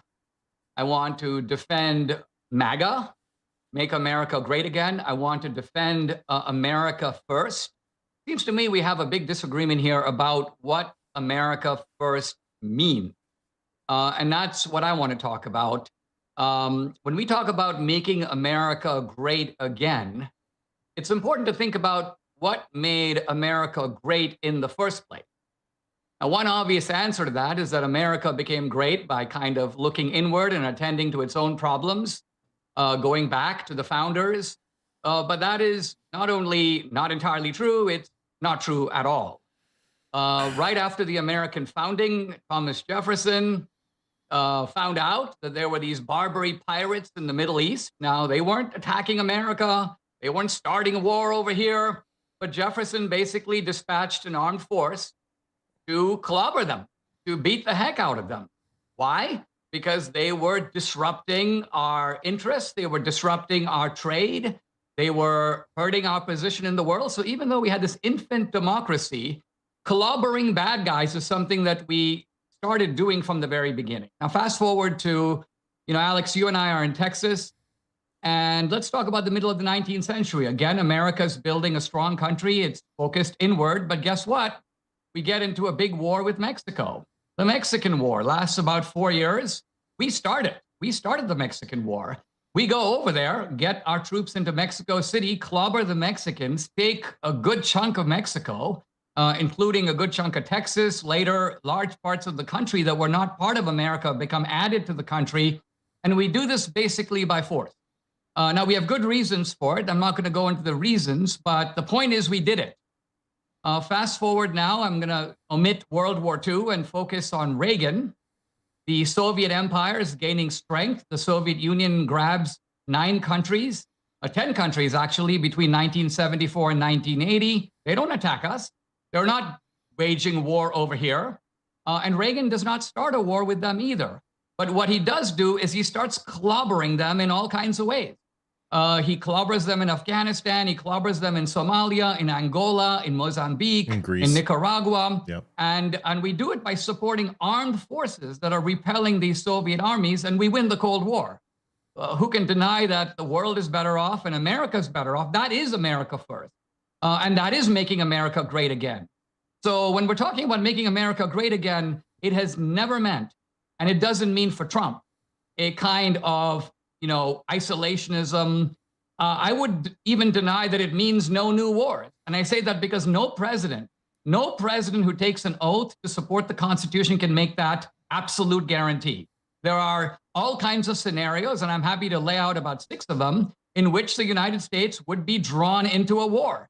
And so the pledge is made as a statement of principle, but Trump is the commander in chief. And it's his decision to make at a given time when the situation is dangerous enough that there should be a war. Now, there isn't a war going on in Iran, but I do want to say about the Iranians this. They are not a regional power like Iraq. This is, I think, one of the key differences. A lot of people think Iran is Iraq, and Saddam Hussein is the same as the mullahs, and Trump is the same as Bush. He's becoming like Bush. No, Iran has a global ideology, and they always have. The reason that they chant death to America, they also chant death to Israel, but death to America is the main chant and death to Israel is the secondary chant. Why? Because we are the main enemy. We are the great Satan. Israel may be the little Satan, but we are the great Satan. And we are controlling Israel, not the other way around. At least that's how the Iranians see it. The little Satan is not telling the great Satan what to do. It's actually the opposite.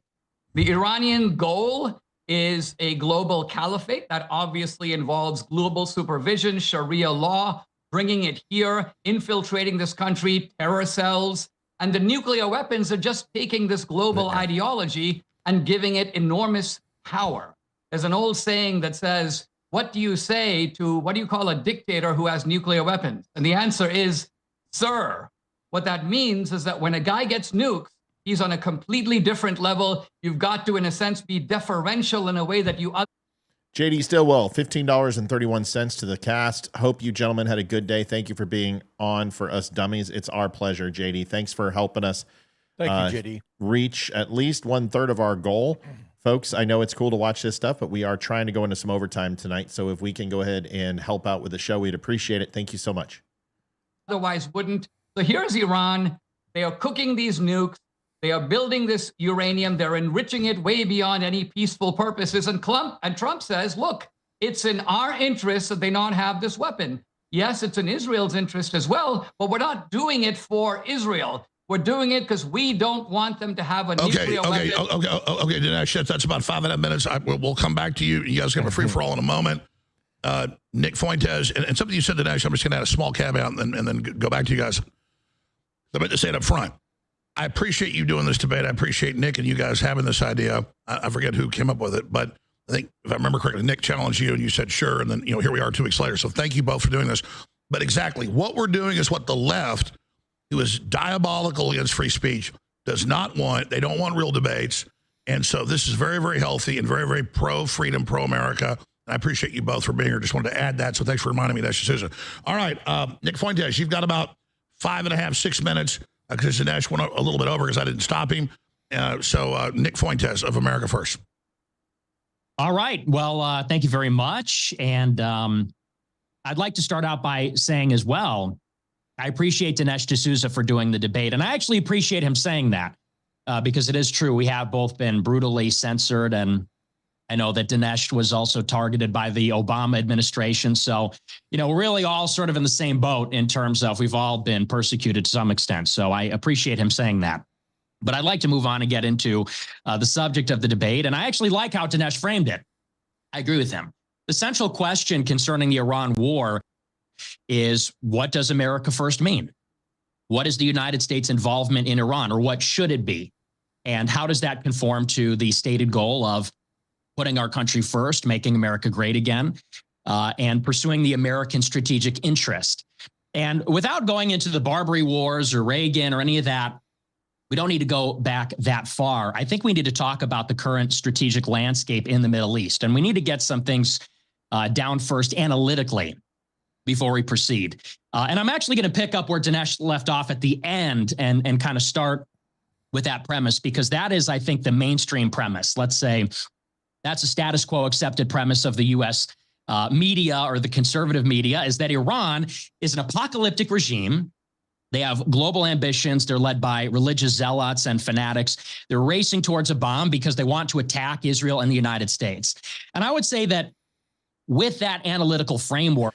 No, Nick is not using a filter. Nick has an extreme, like myself, has an extreme penchant for looking good on camera and having a very good camera. He's photogenic. And great lighting. He's got a hair light like I do. He's got a front light. He's got a fill light. He's wearing a little makeup. And the kid looks good because he puts money into his set. I mean, look at his backdrop. That's not CGI. It's an actual set. So, no, he is he's photogenic, and he cares about his setup. Yep. Nick is listen, if this is your first impression of Nick Fuentes, I've been watching him seriously now. And not because, I love his stuff. It's because I like Nick. I do. I can't wait for him to grow the fuck up. I really can't. Because when he does and realizes that half the shit he's spewing is just bullshit, finds a good woman, gets laid, and maybe squeaks out a kid or two, his life will change a little bit. Here it is. I didn't say he was cute. I said he's photogenic. There's a difference. Probably would say that it's justified that we go to war with Iran. I would probably agree under those circumstances. But I would clarify a couple of things. Let's say that in the first place, this is not the first regime that has been described this way. When we were at war with the Soviet Union, it was conservative military planners that said the exact same thing. They said the Soviets are a nihilistic death cult. We can't negotiate with them. Khrushchev said, we will bury them. They want to destroy the United States. Of course, we negotiated with them. Of course, Nixon had détente, and eventually we negotiated with Gorbachev, and the wall came down, and we didn't have to go to war. We said the same thing about Maoist China. They killed 70 million people. They're a communist death cult. We negotiate with them all the time. They joined the World Trade Organization. I don't think anybody would argue that communism is not a nihilistic global ideology with ambitions to take over the planet. It certainly did. It always had. Yet we negotiated. Let's also talk about Iran's nuclear program. And once again, let's sort of do some housekeeping. Iran does not have a nuclear bomb. They're not currently pursuing a nuclear bomb. And what you would call Iran is a nuclear threshold state. They're engaging in something, and this is technical, it's called nuclear hedging. This is where you have the technology, the expertise, and the infrastructure to make a nuclear weapon, but you don't actually build one. Why do you maintain the threshold latent nuclear status? You maintain that in the event that the security situation changes. There's a few countries, actually, not just Iran, they're in the exact same boat. And those countries are South Korea, Japan, and Taiwan. They're all considered nuclear threshold states. They have the expertise, the infrastructure, the technology to make a bomb. Why do they have that expertise? Why do they maintain the threshold status? Because they're on the doorstep of China. China is a much more powerful country, and they themselves have a native nuclear program. They engage in nuclear hedging in the event that they— Are you taking notes on this? I am, because he's said three things so far that are completely wrong. Well, I know, and I'm doing it too, but it's in my head because that's what I do. Okay, I just want to make sure you're catching this too, because there's one key distinction that he's just failing to make. Absolutely, it's so blatantly the fact obvious. That he's comparing religious zealots to communism, for one. Right. Dude, don't do it now. Let's wait. Yeah.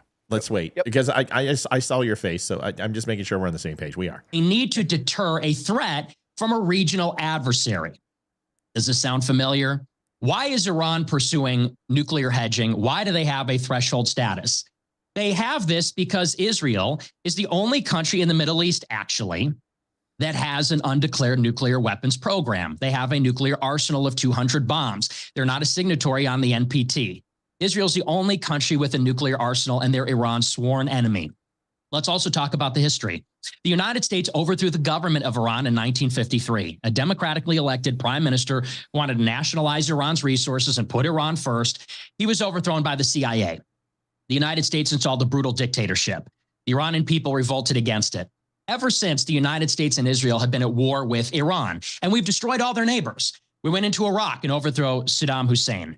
All right, Nick, I don't mean to interrupt you. I just said 5 minutes. It could have been 10 minutes. You guys are both smart to talk for hours. So at this point, just let Dinesh come back and counter that.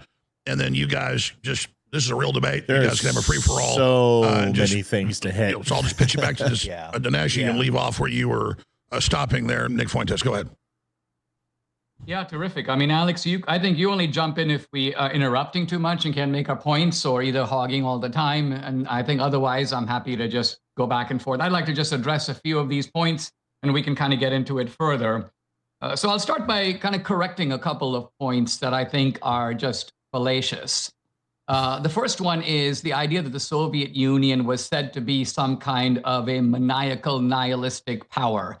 No one ever said that. Not only that, but the whole premise of mutually assured destruction, or MAD, was based upon the idea that you have two completely rational adversaries, and each of them understand that the deployment of nuclear weapons, the one against the other, will meet with catastrophic retaliation. Correct. Never once did we dream that Khrushchev was like a suicide bomber, or Brezhnev, or Andropov, or Chernenko, or any of the Soviet leaders going back to Lenin. We knew that they valued their lives. We saw them as protecting their own interests. So the idea that there's some kind of we've heard all this before with Russia and China, that's not true.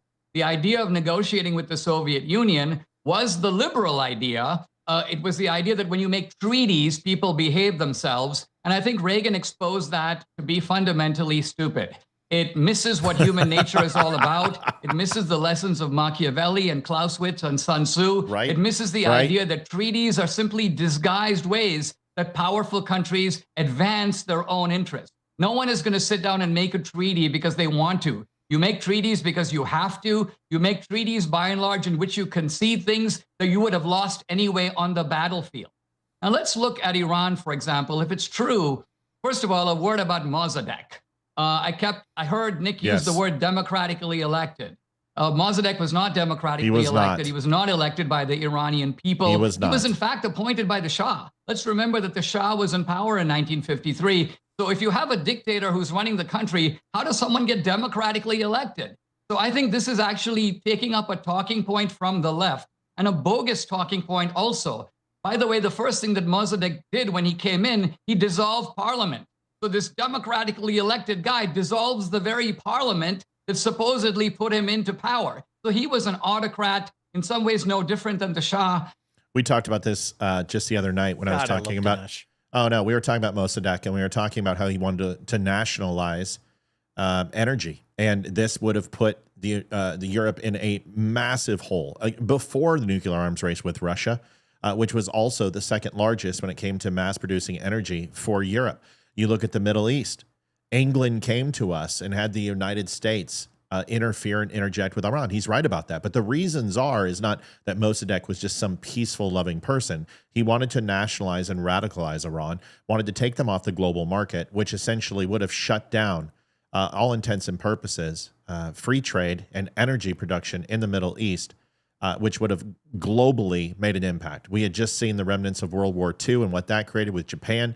And the energy crisis for them, we would have put ourselves in a similar situation. Leroy, did you want to chime in on something real quick? Yeah, real quick. He also had mentioned, Nick Fuentes had mentioned that in some way, shape, or form that Iran was developing these weapons potentially as defense, hedging their bets, hedging their bets against other foreign powers that are also coming, potentially threatening them. And he made specific mention to China. And there's two ideas in there that are both wrong. First is that Iran and China are actually partners in that China has been buying Iranian oil for years now under the scope so that it's illegal, but they still do it. The other one was that if you're developing this program to participate in like the MAD type of philosophy, he was saying they didn't go all the way, that they were just kind of developing these so that they could have this capability at some point in time. That doesn't make any sense. No, it doesn't. Because if you have your neighbors who don't want you to have it and you continually try to develop these weapons, then the only thing that you're doing is inviting annual bombings for your sites. And that doesn't sound like very sound economic policy for any country. And that's correct. And here's the thing. Just because they don't have nuclear fission material don't mean they don't have all the components of the bomb. They just got done testing medium range missiles and intercontinental ballistic missiles successfully.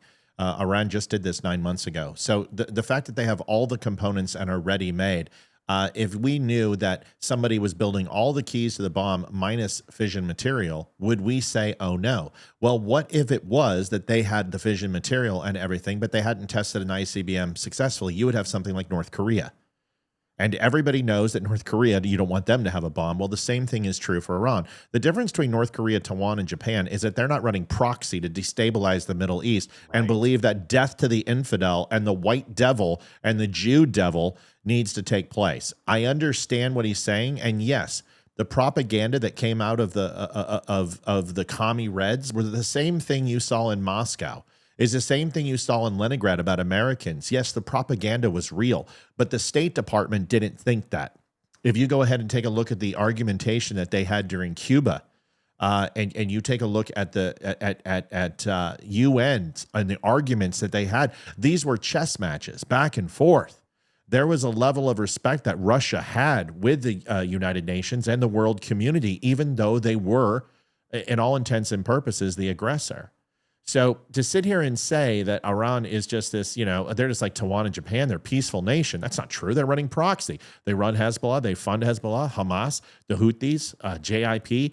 They are not the IRGC in Syria. They are 100% the number one funder of terror in the world, period. Right. Full stop. Anyway, good segue. Let's go. There was a power struggle. Yes, the CIA was involved. Mossadegh was overthrown. In my view, that was a very good thing.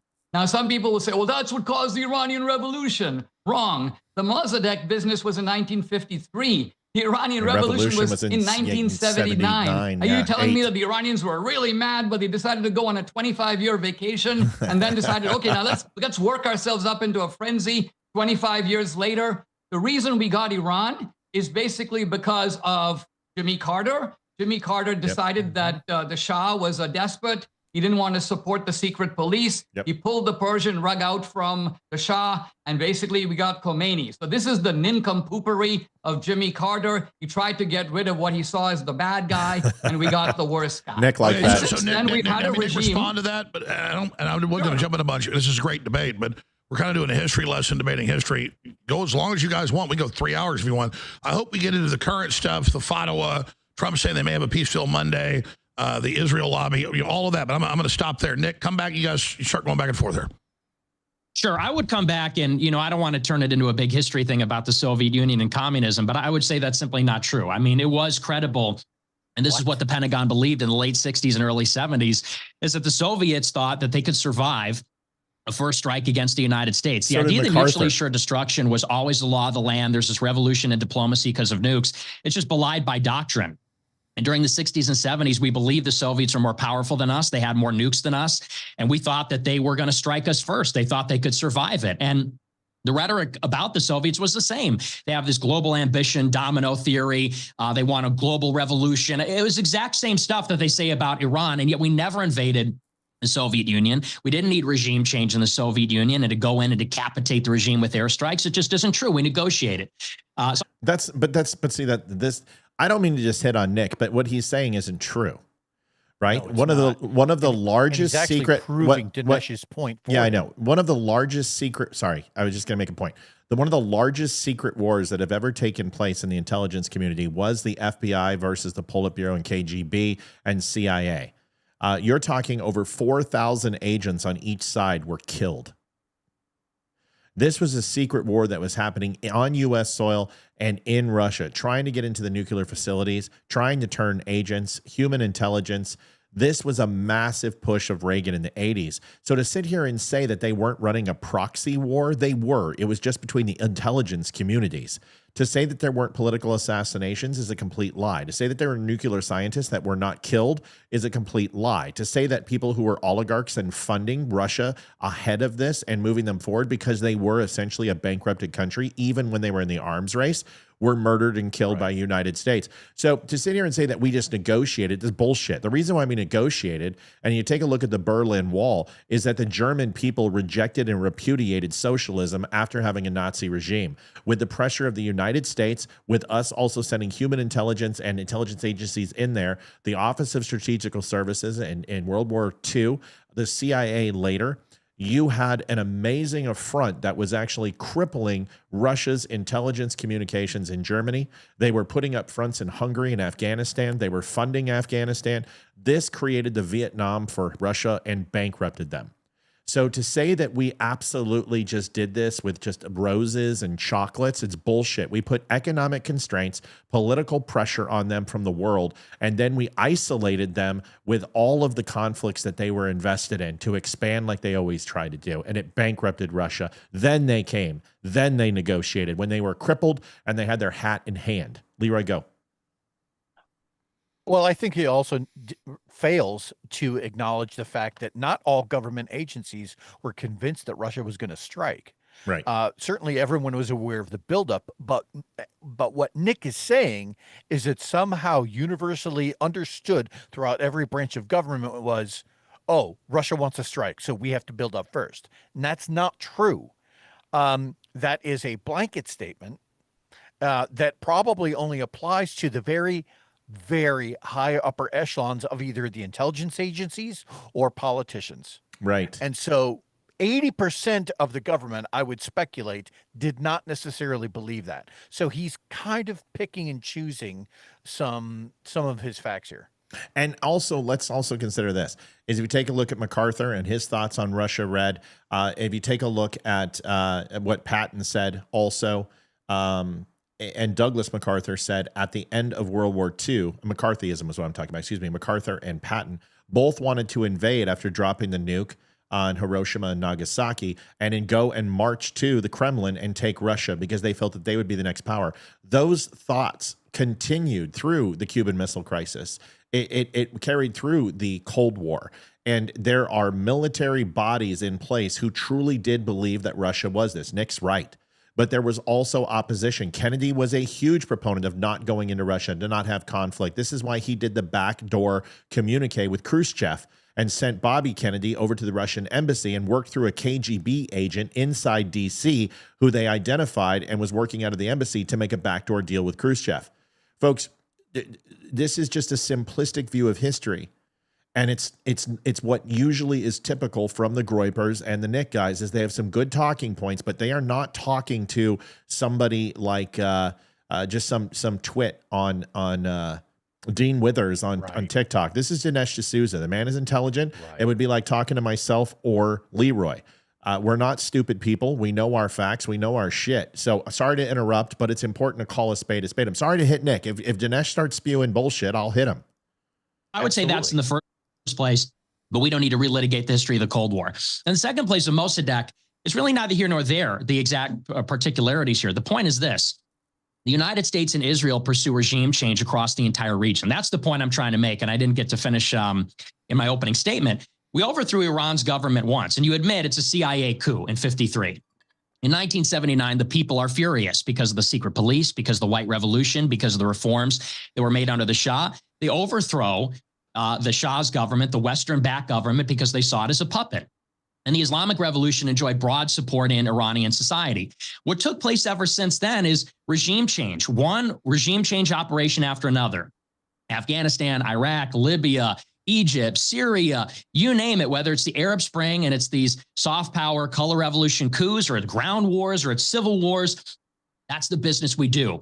And we do it no matter who it is. We do it against secular dictators. We do it against people that cooperate with us and those that don't. Gaddafi gave up his nuclear weapons in 2003. We backed airstrikes against him anyway in 2011. Well, yeah. We backed Saddam at one point. We oversaw the dismantlement of his nuclear program. We went to war against him in 2003. We said we weren't going to war against Assad in Syria. We did. He's now overthrown, and now you have ISIS in power.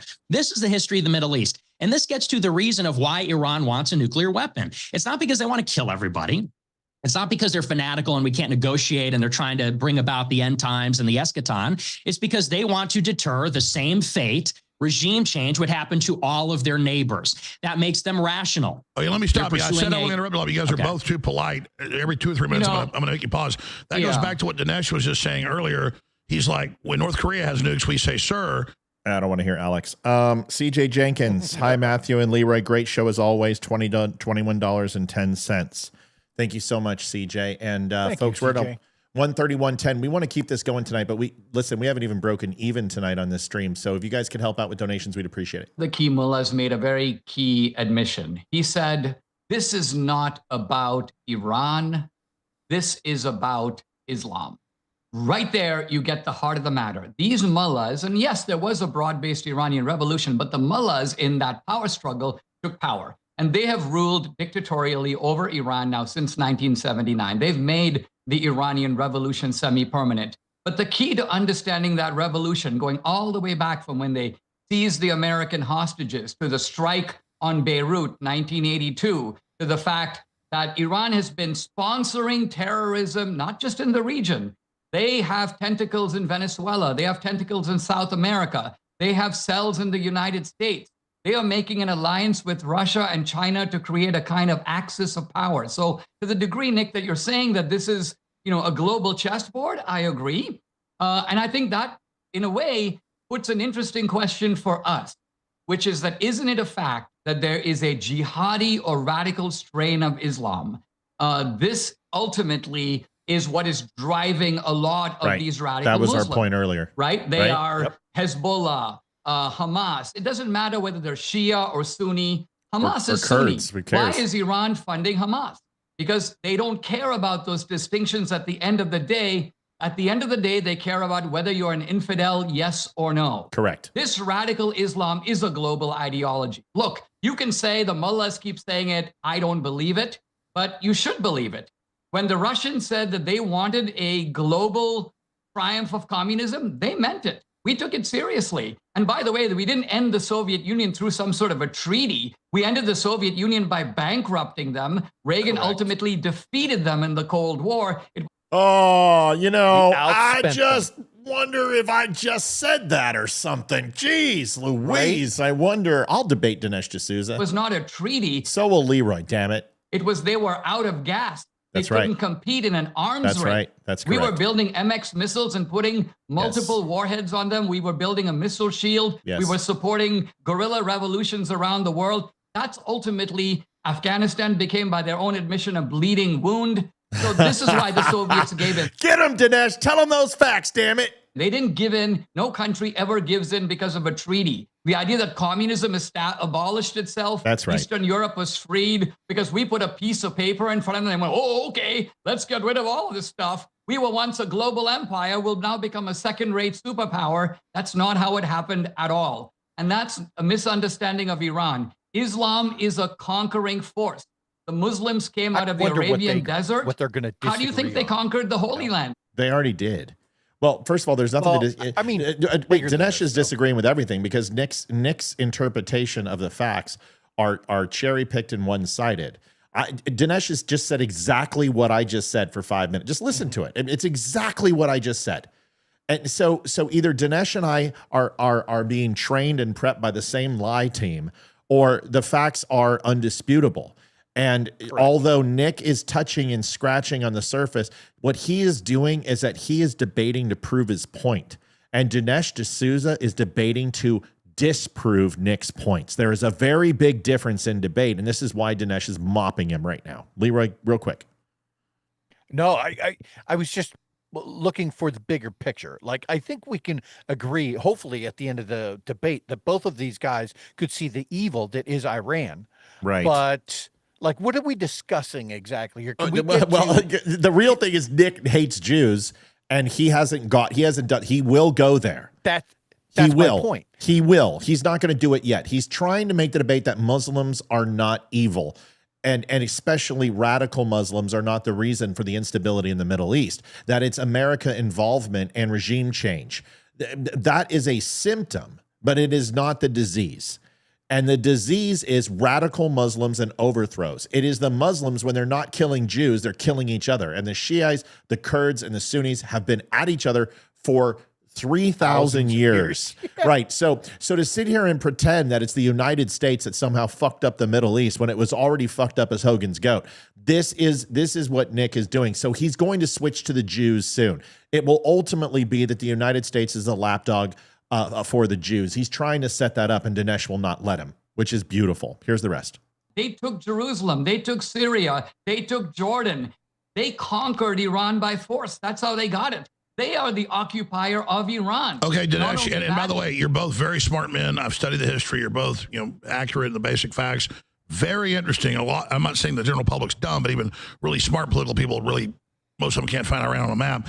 So I don't want to throw this in. I figured, very smart, Dinesh, trying to throw the debate either way here, but very smart to get into America versus Iran up front. I was imagining, and I'm not trying to steer this, though I want to spend some time on it, the whole issue of Israel and the Israel lobby and where that sits, because I know that's Nick's bailiwick.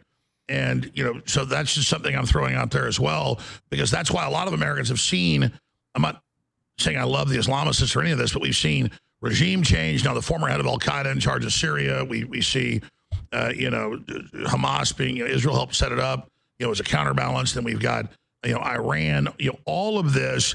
And so I think a lot of Americans just don't believe the intelligence establishment, even though I wouldn't cry at night if the mullahs fell.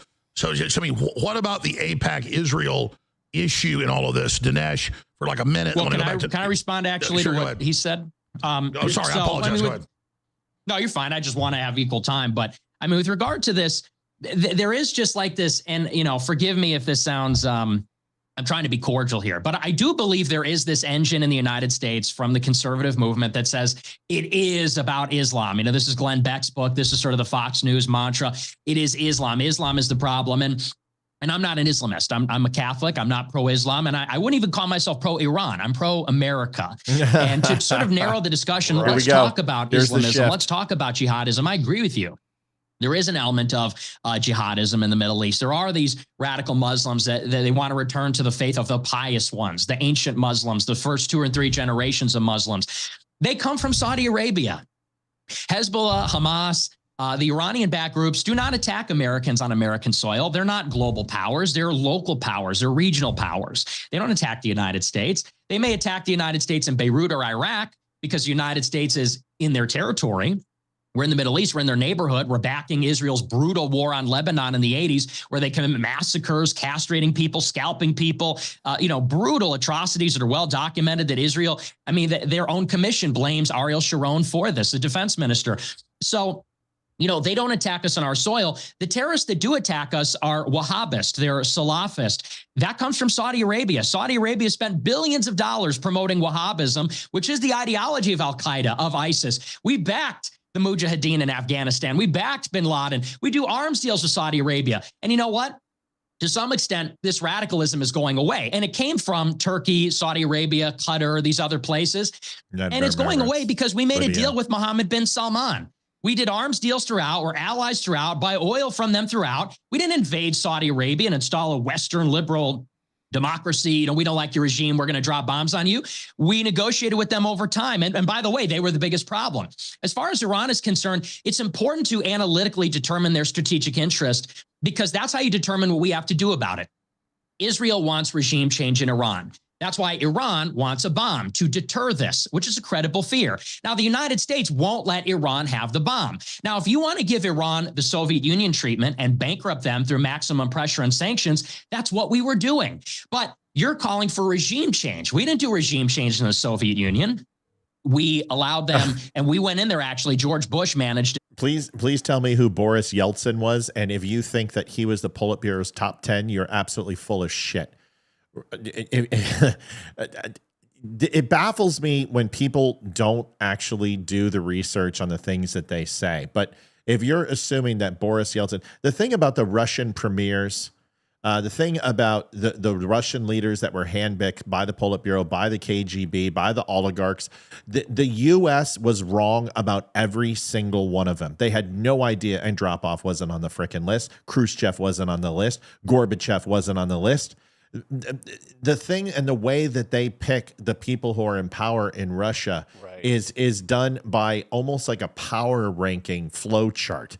And these oligarchs and these powers that be inside Russia, who are former Iron Curtain purists, these are post-Bolshevik revolution Russians. These are the stalwarts and the raging red bear of Russia. And the one thing that they want more than anything is to reclaim and bring Europe back together under the fold of Russian power. And our intelligence communities couldn't pick the next premier or next president of Russia any better than we could pick the lottery numbers. So for him to sit here and say that we didn't do regime change, Boris Yeltsin was absolutely the first that we had actually understood and known was going to be the next in line in the hierarchy of Russia. How do you think that happened? If you think that Gorbachev did not literally break the backs of the Politburo and the KGB and the intelligence community of Russia by selecting his next in line, broke free of hundreds of years of tradition in Russia. So it's important to know that Western influence, they changed the color of their flag, for God's sakes, to red, white, and blue from the hammer and sickle and red and yellow. That's not a coincidence. They embrace capitalism. They embraced democracy and a republic inside Russia, and the oligarchs usurped and took power and started funding prostitution and gambling and smuggling and sex trafficking in Russia. And the underbelly of Russia rose to power because they were no longer on the arms of KGB and Politburo, which would disappear these fuckers if they stood out of line outside the Iron Curtain. This is what happened in Russia, and it was regime change, and it was influenced by the United States of America and Western allies. Go ahead. Well, he hasn't said it so much yet, but I get the feeling like the point that he was trying to make was that in some way, shape, or form, that if the United States was supporting the Mujahideen at one point, Right. that somehow that was an endorsement of Islam, when in fact it wasn't. Right. It was just, it was a statement against Russia, or it was a statement against the authoritarianism that was trying to make its way into. So it's not like it's the same thing that's happening with Ukraine right now, right? Just because we don't want Russia to invade Ukraine and take over the whole goddamn country doesn't mean that we endorse Ukraine as this overly wholesome country. No, they're pretty shitty too. Yeah, that's right. And it's lesser of two evils. think he's looking at it like this is some sort of like a pyramid scheme with only one group at the top, when in fact it's not binary like that. What you're looking at is several thousand different shades of gray. Right. And he's failing to make that distinction. Yeah. And the Mujahideen, if you look at this, the whole reason why Osama bin Laden was born and Al-Qaeda was because the CIA was funding. He's right. The United States created Al-Qaeda and created Osama bin Laden. They were CIA assets. He's absolutely right. Mel Lowe donated $103.48.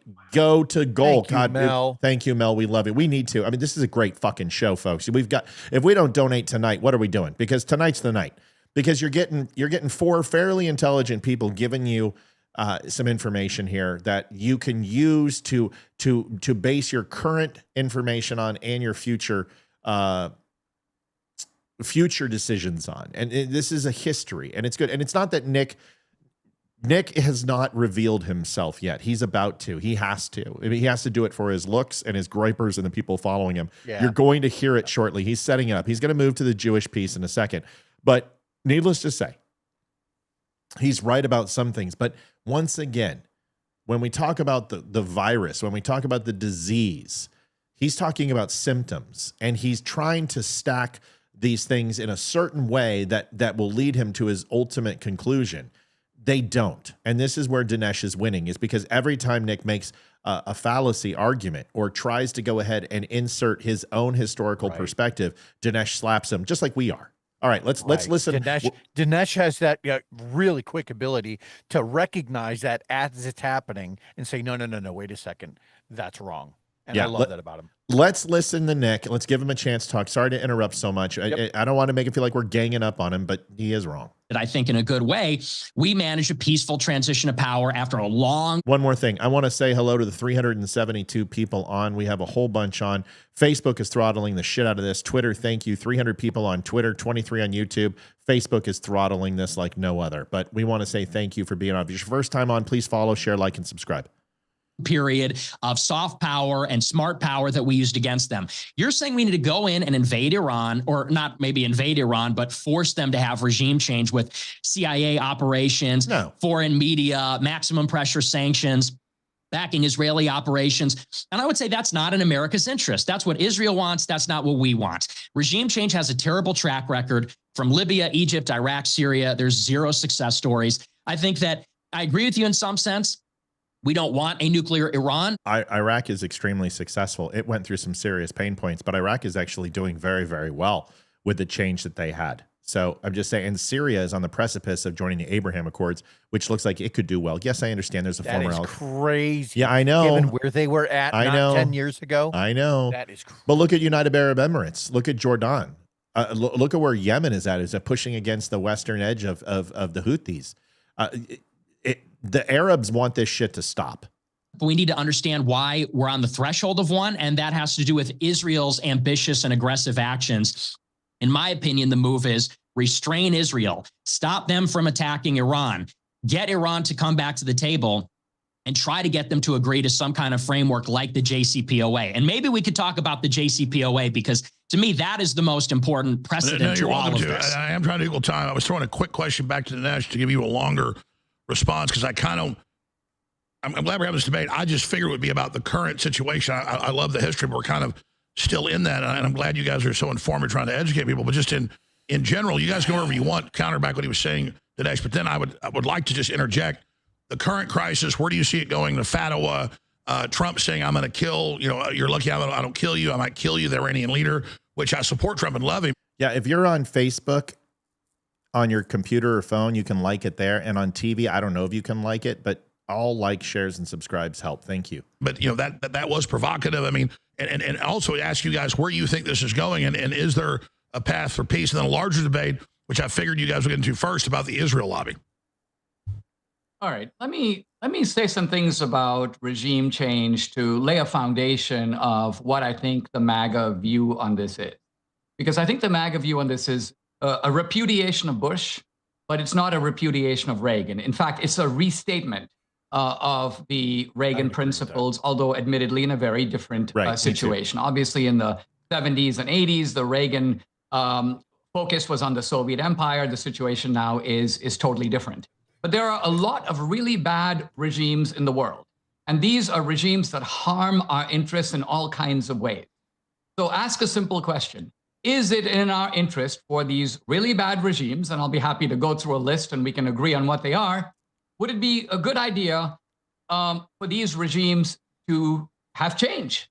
For the bad guys who are running these regimes to go, get away, for the regimes themselves to be toppled, and for something else to take their place. So if we look at Iran, for example, I would say, I am willing to take any chance on getting rid of the mullahs, these jihadi mullahs, these people who wish death to us and are building up the means to do it. Oh, and I don't know, okay, maybe Nick's right. Maybe he's wrong. I tend to believe the mullahs over Nick.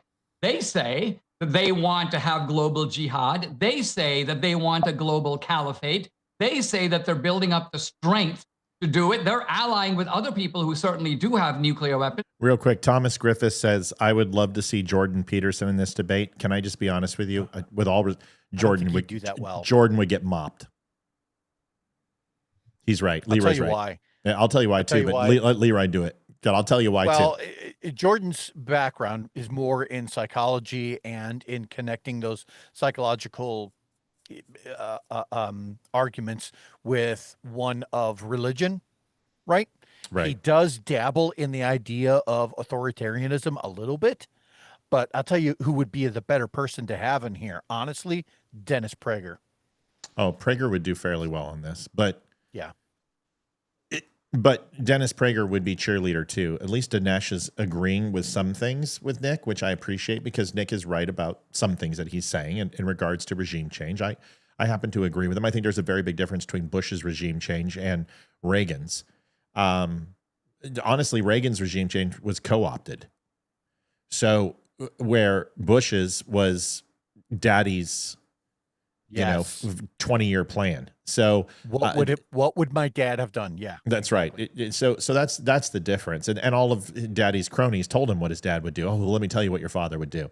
So very different is one was based out of nepotism and the other one was based out of necessity and American pride. That was Reagan. Reagan was all about making sure that the United States came out of top on something that would have bankrupted the United States. It bankrupted the U.S. Carrie Spricks donated $5.65. Good show as always. All right, here we go. Let's go. And do have that kind of power. So would it be a good idea to have regime change in Iran? Would it be in our interest? Forget about Israel. Of course it would. Now, a separate question is, what are we willing to expend for that to happen? So my question to Nick is, all right, let's start at the very beginning. Would you be willing to expend 50 cents to get the mullahs to leave, to quit, to go home, to become refugees and go to other countries? They can go to luxury apartments in Qatar and elsewhere, and let the Iranian people have a plebiscite. We're not going to go in there. We're not going to arrange tribal meetings. We're not going to take over the country. We're going to let them fix it. I would be very confident that what comes after, whatever it is, it could be autocracy, it could be democracy, it could be some hybrid, is going to be better than what's there now. I completely disagree with Dinesh D'Souza, and this is the first point that he is completely off his fucking rocker. I think Nick's going to eat him for lunch because if the mullahs are toppled, the IRGC will take over, and you will have military control of Iran, which is going to be just as bad. The people do not have the capability to fight a 9-city war against IRGC. So I took that as a question. I took that as him asking Nick what should be the expense. Not necessarily that it was a declarative statement. I don't know. Maybe I got it was at the beginning, but then he started prescribing, and he said, I think, once he said, I think it would be better to install a theocracy, a democracy, some sort of government. At that point, that's not what would happen. It would not be the people. The people would not overthrow. You would assassinate the shahs, the mullahs, the ayatollah. You would eradicate them. You would try to kill as many of the IRGC leaders, but eventually they are an organized military corps. And they are hardened fighters. They fought the Iran and Iraq war. They have been fighting border wars. They have protected the Gulf.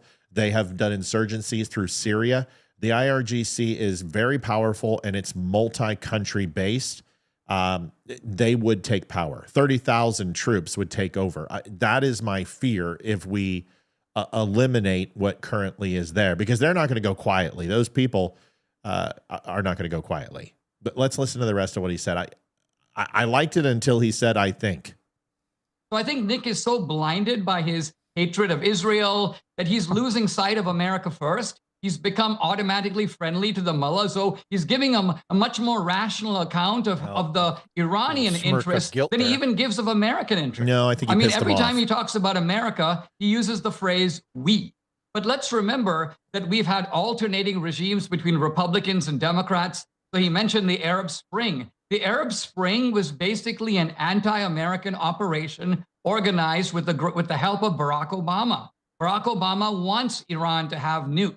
He was trying to create space for them to do that and give them money to enable them to do that. Why? Because Obama has an ideology that's anti-American. So we can't just say we and take the blame for what Obama did and what other people did. Just watch the clock, trying to just be a referee here. Good points. That's where Dinesh slips.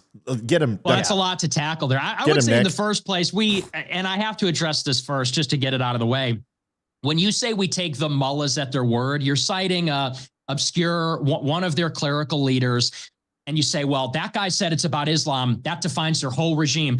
If you want to take them at their word, let's go to the supreme leader. The supreme leader is the top cleric in Iran, the top cleric in Shiite Islam. It's in their constitution. Supreme leader's got to be a cleric. The Ayatollah promulgated a fatwa 20 years ago that says that obtaining nuclear weapons and using them is against Islamic law.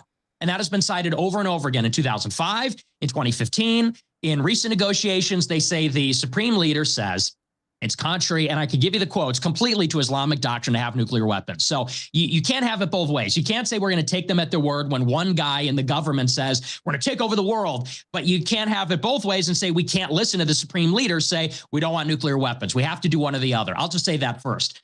Then we get further. Shut up, Dinesh. Nick, may I ask you a question about that? Well, just because I think okay, sure. Yeah, okay, go ahead. No, you go ahead.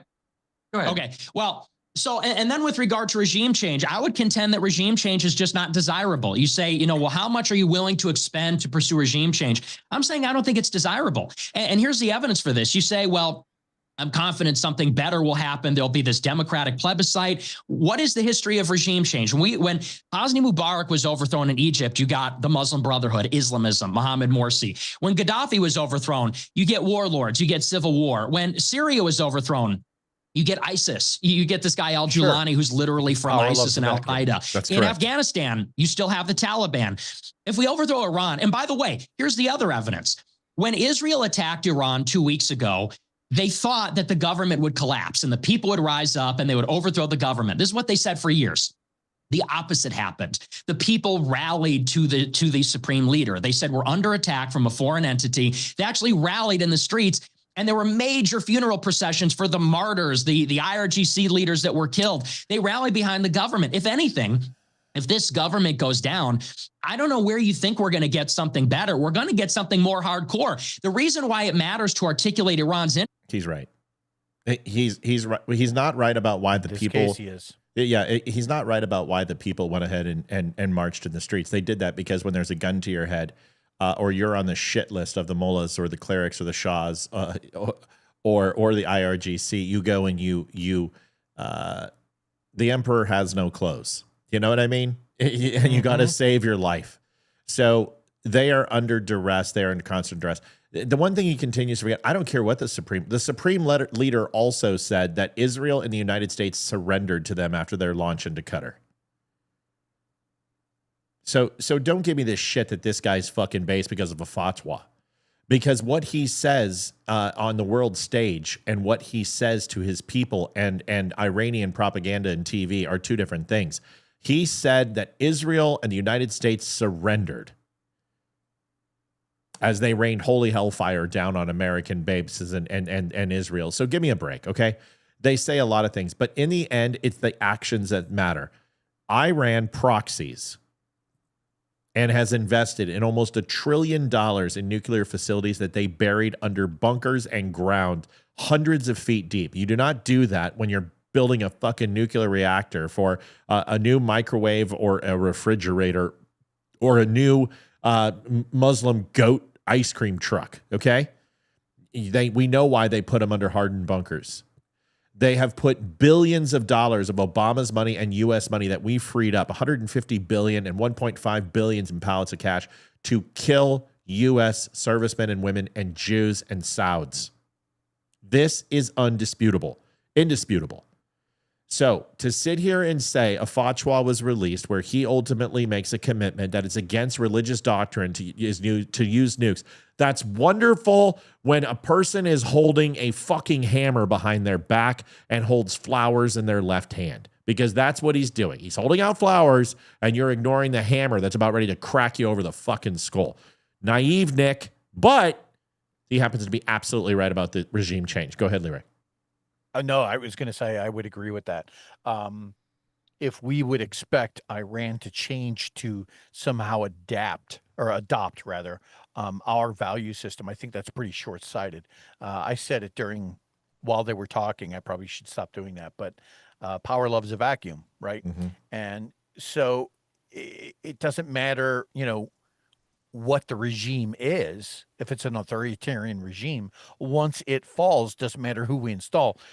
The next authoritarian regime, in essence, has to start over from scratch each and every time. Yeah. And so they will always be playing catch up in that part of the world, just simply by nature of the fact that they don't want the next don't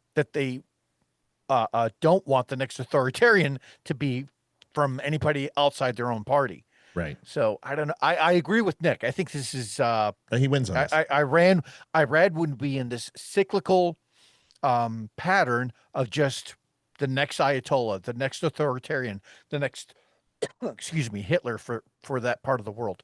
And let's also remember that's okay, that there are different sects and power vacuums inside Iran that are currently under guidance of the leadership that's currently in place. And these will openly revolt and rebel against the people. And what you will have is you will have tribal wars inside of Iran, and you'll have destabilization, and you will literally have Iran split into 2, if not 3 different territories, which is terrible for stability. It'll be a multi-sectional conflict like Iraq was. You guys remember Iraq? Do you remember how we had to go city to city? Very similar will happen in Iran. So whatever goes in will be taken down. IRGC will split. They'll faction based on probably religious beliefs, and you will see several groups like ISIS-K, ISIS, Al-Qaeda, the Muslim Brotherhood, Hezbollah, Houthis form, and you will create what Leroy is saying is a power vacuum. But let's listen to Nick's point because he's winning, and I don't want to interrupt him. I'm sorry I did. Interest is to say, if their worst fear is regime change, which is the credible fear of all leaders, every leader wants to stay in power. No leader wants to meet the fate of Gaddafi. No leader wants to be deposed and live in exile. If their credible fear is regime change, and we pursue that in one form or another, and it's a little naive to say they're going to come together and have a new government, CIA and State Department and Israel will be all over that, just like they have in all these other operations. You're going to get hardliners. You're going to get IRGC commanders that said, our worst nightmare happened. Now we're really in a apocalyptic war. Now we're really, this is the end times. The United States overthrew us. Okay, so I'm against regime change. I'm going to watch the clock here. Do you want to answer Dinesh's question or just go back to Dinesh? Was that what question? Dinesh can't answer that, by the way, because if he does, he's going to lose because Nick's 100% right. Not just because he said exactly what I said, but he's right. He's right. This is geopolitics, folks. This isn't hard to understand. Donation, Mr. Hollanday sauce in the background tonight, but I'm always here to help with $26.25, almost pushing us over goal, $297.88. Thank you so much. Let's listen to the answer. The exact question, Des. You had a question, though? Oh, well, I've forgotten what the question was. But Brian, I'm so sorry, man. We don't have Cash App and others because I have to file a W-2 or an I-9 every time we have a new Cash App, and PayPal and Venmo. It's like $500 with my accountant every time we do, and we just don't make enough money with Cash App. So, you know, if you have a credit card, you can use PayPal and Venmo. You don't have to use Cash App. You can also send a money order. I understand. We would love for you to give money to that informative show. We would appreciate you doing that. But unfortunately, those are the two that we take right now. Maybe in the future, I'll get Cash App. We really appreciate you helping, though. Real quick, Rumble chat, donated $5. Rainbird Sprinkler, new month, new donations. Great show, guys. Hey, no, thank you. Thank you. And thanks for letting us talk. Rainbird. I mean, sometimes people go, just let it play. We're not your cable provider. I've heard that, yeah. Yeah, we're not your cable provider. Leroy and I have opinions, too. We wish we were there. But right now, so far, 2-1, I'm scoring it for Dinesh and Nick. Nick, that was pretty good. Let's hear the rest. There's a lot being talked about here. I'd rather respond to this larger theme here a little bit because, look, I mean, Nick, you're 26, and so it's understandable that your view of history, you keep saying history, a regime change is about history, and the history you give is like 4 years old, you know? Right. See, don't get personal, Dinesh. Brian, I have a credit card, bro. Good. Go to PayPal, go to Venmo. Both of those accept credit cards, and you can send it right through there, my friend. It's actually pretty simple. You don't have to have a full-blown account on PayPal and Venmo either. You can just go there and put in you can put in at the Dumb Show, I believe is what it is how you do it. But if you go to thedumbshow.com/donate, you can click on PayPal or Venmo. It'll take you right to our page. I hope that helps. Thanks, man. Your compass is so narrow that you don't understand that I could give you 40 examples of regime change through history that have all worked out beautifully. Some recent, some more ancient. There was regime change in Spain. Franco fell. Spain became a democracy. You had autocrats all over South America. Those regimes all changed. Many of those countries are much better off as a result. The United States produced regime change in Mexico. There was a dictator named Santana. He was the one who actually came and fought against us in the Alamo and in Texas. Ultimately, Santana was overthrown. That was excellent regime change. I'm not even counting, of course, the Nazi regime in Japan in World War II. The Soviet Union was regime change of an excellent quality. So regime change sometimes works and sometimes it doesn't work. A lot of times it depends kind of on who does it and how. Now, here's a key point, and of course, you know, Alex has brought up Israel. I want to get into Israel, so I'm happy to do that. Here's the point I want to make. It is very much, in my view, in our interest and Israel to have regime change in Iran. And if Israel is willing to do it, I would say more power to them. I think Trump is stopping them. Trump says, no, I'm going to save the life of Khamenei. And so Trump, in this sense, I think, is more allergic to the risks of regime change and willing to keep the mullahs in power. But what's really important here is Israel is not controlling Trump. It's the other way around. If you leave it to Netanyahu, you leave it to the Knesset, they would like to overthrow the mullahs and they have the power to do it. And the fact that they're not doing it shows that, again, to use my old phrase, the great Satan is controlling the little Satan and not the other way around. There's another example just from today.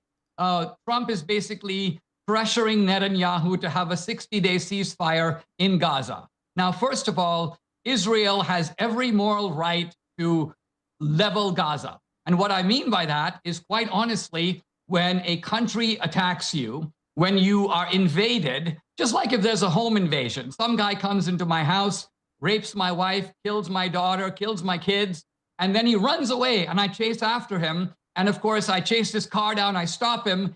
He jumps out of the car, grabs his own kids and sticks them in front of him. And then he goes, don't shoot because women and children are in front of me.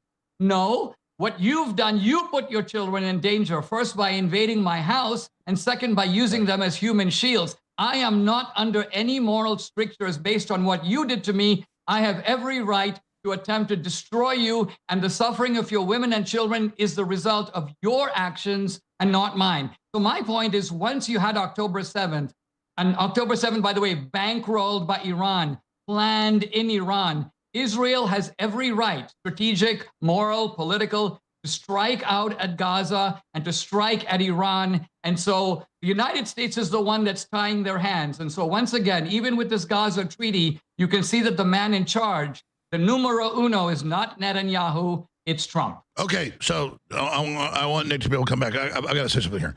Dinesh, you're a great guy. I respect you, love your films, interviewed 20 years. But the analogy of somebody breaking your house, raping and killing your wife and daughter, then you chase him down so he uses his kids. They're still innocent. And look, I get it. 50,000 dead in Gaza. The whole liberal media making it the biggest thing ever. I'm sad it happened. The left loves the war in Ukraine, over 1 million dead. But, and I understand we did to Germany in World War II. I know Israel's argument. But to say then if somebody uses their own kids as human shields, I don't know if somebody killed my wife and daughter, they use their kids as human shields, I'd wait till they drop the kids or I'd. This is the. Alex, fuck's sakes, dude, shut the fuck up. Yeah. Stop talking, because that's not what the Jews are doing. They have, okay, listen, you can take the history of battle I'm not sure and he's taking it literally, you know? Oh, fuck, jeez, dude, it's an analogy, you twat waffle. What he's saying, first of all, if you take the history of conflict and you take a look at the civilian casualties to armed combatant ratio, the Israelis are propagating this war and prosecuting this war surgically. Yes, I understand 40,000 people have died. I understand this. But look what the United States did in Hiroshima and Nagasaki. Look at what we did in Iraq.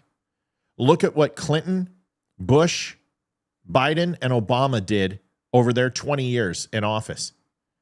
Over 1 million dead. Okay? So he's not saying, I'm going to go kill his kids. What I'm going to say is that person needs to die so he doesn't kill another family. And if he's going to use his family as a shield, the gloves are off either way, because that person needs to be eradicated from the planet. That is what he's saying. He's not saying Jews aren't target. Listen, if Israel wanted to make Gaza literally into a petroleum factory, they could liquefy every single Gazan in about 3 minutes. They could flatten that entire area, Rhode Island, in about 3 minutes, if that was their wish. They've got the weaponry to do so. They don't. They gave them 30 days notice. They fired white phosphorus over their targeting areas at like 175 feet, which makes it completely inert. Everyone's like, they're firing white Willie Pete at people. They're not. It's like running starbursts over ships. It's a warning. 30 days, they told them, get the hell out, move south. Here's where we're going to hit. They gave them all of those things so Hamas could bury in deeper. They are not trying to kill civilians, but they are not going to stop because civilians are in the area. That is just a cold, hard fact. Thank you for agreeing with me to tell him to shut up.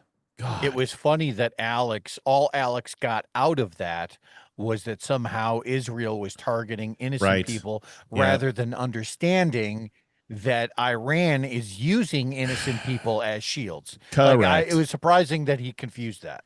Alex confuses a lot of things. He's not listening. And first of all, it's not your question. It's Nick's question to go ahead and respond to. You know, whatever. I just think it's an oversimplification. You wouldn't wait till they drop the kids. What you would look for a clean shot at them. Yep. But if you accidentally hit their kids, whose fault would it be, yours or theirs? I get your point. That's fair. Touche. So go ahead, Nick even agreed. Yeah. Well, I forgive me, but I have to do this. You know, you said that I'm a young man and my view of history is so short. Well, let's talk about some of your history here. You were a big supporter of the war in Iraq, and I want to actually read and go back to what you said about it in 2003 and 2007, because I think this is fair. He's going to burn him. You said in 2003 that Saddam's support for terrorism, his attempt to acquire nuclear weapons, makes him an imminent danger to world peace and security. That was in 2003. 4 years later, you said the important point about the wars is that 50 million Afghans and Iraqis are free. And for the first time in their history, they can control their own destiny. Liberals emphasize the negative and relish the failures of American foreign policy. Now, there's a lot of other quotes here, but this speaks to the kind of hubris of the neocons, of the interventionists, of advocates for regime change, which is, just like in 2003, there is this alarmism. They support terrorism. They're building nuclear weapons. Now, both of those things turned out not to be true. There was no connection between al-Qaeda and Saddam. Saddam did not have nukes. Then there's this justification after the fact. Well, it doesn't matter because it's going fine. Well, 20 years later, guess who took over Iraq? Iran. Iran filled the power vacuum. Guess who retook over Afghanistan? The Taliban. So, you can talk about like Germany and Japan. I think those things are fundamentally different. For starters, because Japan attacked us first on our soil in Hawaii. I mean, that's fundamentally different. Is that like Taiwan and China and Japan are different in your first frickin' comment that you made, that's different than Iran? You can't have it both ways, Nick. Either they're just as equal as Iran in their culpability for their actions, or they're not, kiddo. Let me know. Go ahead, Leroy. Well, and if we roll the tape back about 5 minutes when I was making that exact comparison about how power loves a vacuum, now he is actually articulating that exact same point. Yeah, which is ironic because in some way it contradicts what he said about 10 minutes ago. So right. Yeah. Well, no, and at the beginning in the first comment when he's like, listen, we got to talk about Japan, we want to talk about Taiwan, and we want to talk about China. Amy donated $25. It says gift, Miss Haggart. We appreciate you. Thank you so much. Amy. 327, folks. Thanks. We're going to keep going. We got 406 people on. Let's keep pushing. This is actually entertaining. But in terms of regime change, this does harken back to Iraq. And I've seen your videos where you talk about the dissimilarities between the two situations. I think they're very similar. Now, as far as Iran, I don't even want to get into Gaza because that's a little bit, we can later, but I want to talk specifically about Iran. In one of your videos, you say, well, unlike Iraq, where we had to rely on government intelligence, with Iran, we know about their facilities. We know where they are. We've seen the tunnels. We've seen the centrifuges. We know what they're doing. Well, isn't that sort of, and they were in compliance with the deal. Sorry, I was not going to allow the hanging of Saddam Hussein to be shown on this chat. I don't need to get banned. I had to fast forward that 10 seconds. I'm sorry. It wasn't until a year after Trump pulled out of the deal and forced all the other Europeans to pull out as well, and we reneged on our commitments. We pulled out and didn't give them sanctions relief. We, through secondary sanctions, forced the Europeans to pull out, and they didn't get sanctions relief. It was only until 2019 that Iran started to gradually renege on their commitments. And it went in succession where America killed Qasem Soleimani, which is one of their generals. Then Iran began to enrich without limitations. They enriched and they engaged in all nuclear activities without any kind of restrictions. It wasn't until 2021 when Israel attacked Natanz twice, cyber attacks and sabotage attacks, there's more than that Iran twice. began to enrich to 60%. Every action has this equal and opposite reaction. Iran was a partner in 2001. Iran helped us build the Northern Alliance. They helped us put Karzai in power in Afghanistan. A few months later, George Bush calls them the axis of evil. This is how we treat Iran. Now, okay. I'm not defending. I'm just looking at the clock. You guys interrupt each other just every few minutes. Maybe I should just go bing, and the other person interrupts. You guys are so polite. Dinesh? Yeah, you should definitely do that. First of all, I want to do a mea culpa here because I was wrong about the Iraq war.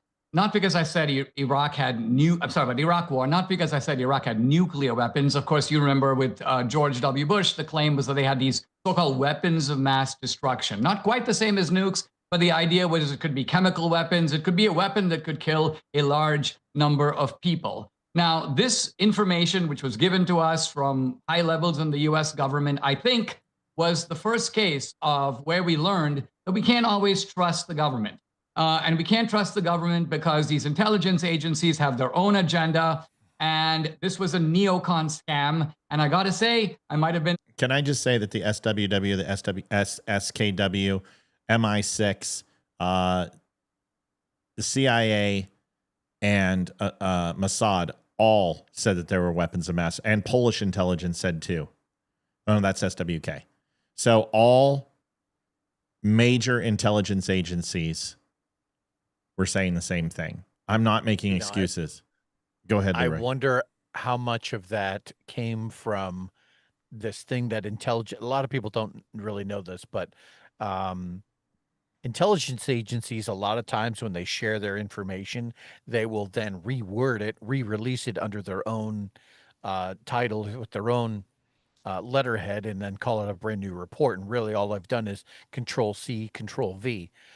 So I wonder a lot of times how much of that was I don't know, came from like one or two agencies and somehow spread to 30 different agencies that are all just kind of in effort, unaware that they're participating in some level of confirmation bias. I don't know. You're absolutely right. But let me ask you a question. We saw weapons of mass destruction be used with sarin gas. We saw it in Bosnia and Herzegovina. We saw it in Serbia. And we also saw it in Syria around the same time. And these are all culprits and all in bed with Iraq at one point or another. Russia was backing Iraq as they were running proxy. A lot of Iraqi's weapons, a lot of Afghanistan was based off Russian weaponry when they had their conflict with Russia. We were supplying through Greece. CIA operations were taking Afghanis and giving them weaponry. The Mujahideen was in Afghanistan. So proxies were taken care of. So let me ask you a question. Is it possible that Iraq had weapons of mass destruction and moved them out and put them in Syria, moved them to Bosnia, moves them to Serbia? I don't know. But I will tell you this. Al-Assad was one of the only people outside of Putin who used chemical weapons against in a conflict. So who's Chlorine to know? bombs. Yep. Who's to know? So am I saying that the United States was right? No. I don't. But you need to understand that intelligence is not an exact science. I wish it were, because it would be a hell of a lot easier. Not. It's not. A lot of times, and we saw this just with this last DIA report that came out. Right. You know, where they sat there and said, hey, we evaluate this to be these sites were not completely destroyed, blah, blah, blah, blah, blah. You get to the bottom of the report and they will blatantly tell you this report was submitted with low confidence. And sometimes that's all you have to go with. And a lot of times the decision makers and the politicians, when they get said report, they're not looking at the confidence level. Sometimes they got to go by, this says it wasn't really completely demolished. This is what I want to hear. Right. Now exactly. Now let's restrike. Well, wait a minute. You didn't, you got to go through the whole thing, Bubba. All right. Leroy and I are going to give a 15-minute just to catch up and kind of listen to a little bit more. And then we got to put a button on this because it's great to hear. I'm going to watch it again right when we get off. I'm going to turn it on. But I want to cover a couple of other things. But let's listen to another 15 minutes or so of this. I'll be right back. I'm going to take a break. A little too deeply in the neocon world, I went for it. But unlike a lot of the neocons, I broke with them. Most of my former colleagues at AEI won't speak to me. I left the neocon camp, which is now basically the Never Trump camp. And I came into the Trump camp because I think the Trump was based on the idea that, look, we've learned some valuable lessons from the Iraq war. And that is this idea of trying to occupy other countries is a great mistake. By the way, the United States had every right to blow up the Taliban, to chase them out of power. Those were the guys who supplied the monkey bars for 9/11. So if you're talking about a direct attack on the United States, yes, it was Al-Qaeda, but the Taliban was a hospitable regime that trained them. What we should have done is turn to some rival tribes, there are plenty of warlike tribes in Afghanistan, and said, listen, we're going to turn it over to you. You keep kicking their ass from now on, and we're out of here. But we didn't do that. We went over there. We started, conducting meetings and talking about women's rights and a whole bunch of nonsense. And the whole thing backfired on us. So that's a bitter lesson that we've learned. And I think I'm with you on that, Nick. All right. But Iran is a different animal. And I think this is the key. Iran is the one that is threatening Israel, not the other way around. What does Israel want out of Iran? You think Israel wants to go occupy Iran? You think Israel has designs on Iran? Israel has one of the smallest, most godforsaken pieces of earth on the planet. They are just trying to hold onto it. And by the way, it's theirs. Now, what do I mean by that? This is a very important issue because how do you get a country? I mean, how do you get the title deeds of a country? There are really only three ways. You fight for them. One way is you're the original inhabitants, right? Like the Native Americans are the original inhabitants. They go, it's ours. That's one way. The second way is there's some sort of a negotiation, a treaty. If someone gives it to you and you get it that way. Yes, the third way is conquest. That's how we got large parts of Mexico. That's how the United States now reaches from one end of the ocean to the other. We took a lot of it by force. So that's the third way. Most of the boundaries of most of the countries of the world are established by war and by nothing else. Now, interestingly, with America, you could say that on one side, the Native Americans have the right. They were here first, so they have the title deed.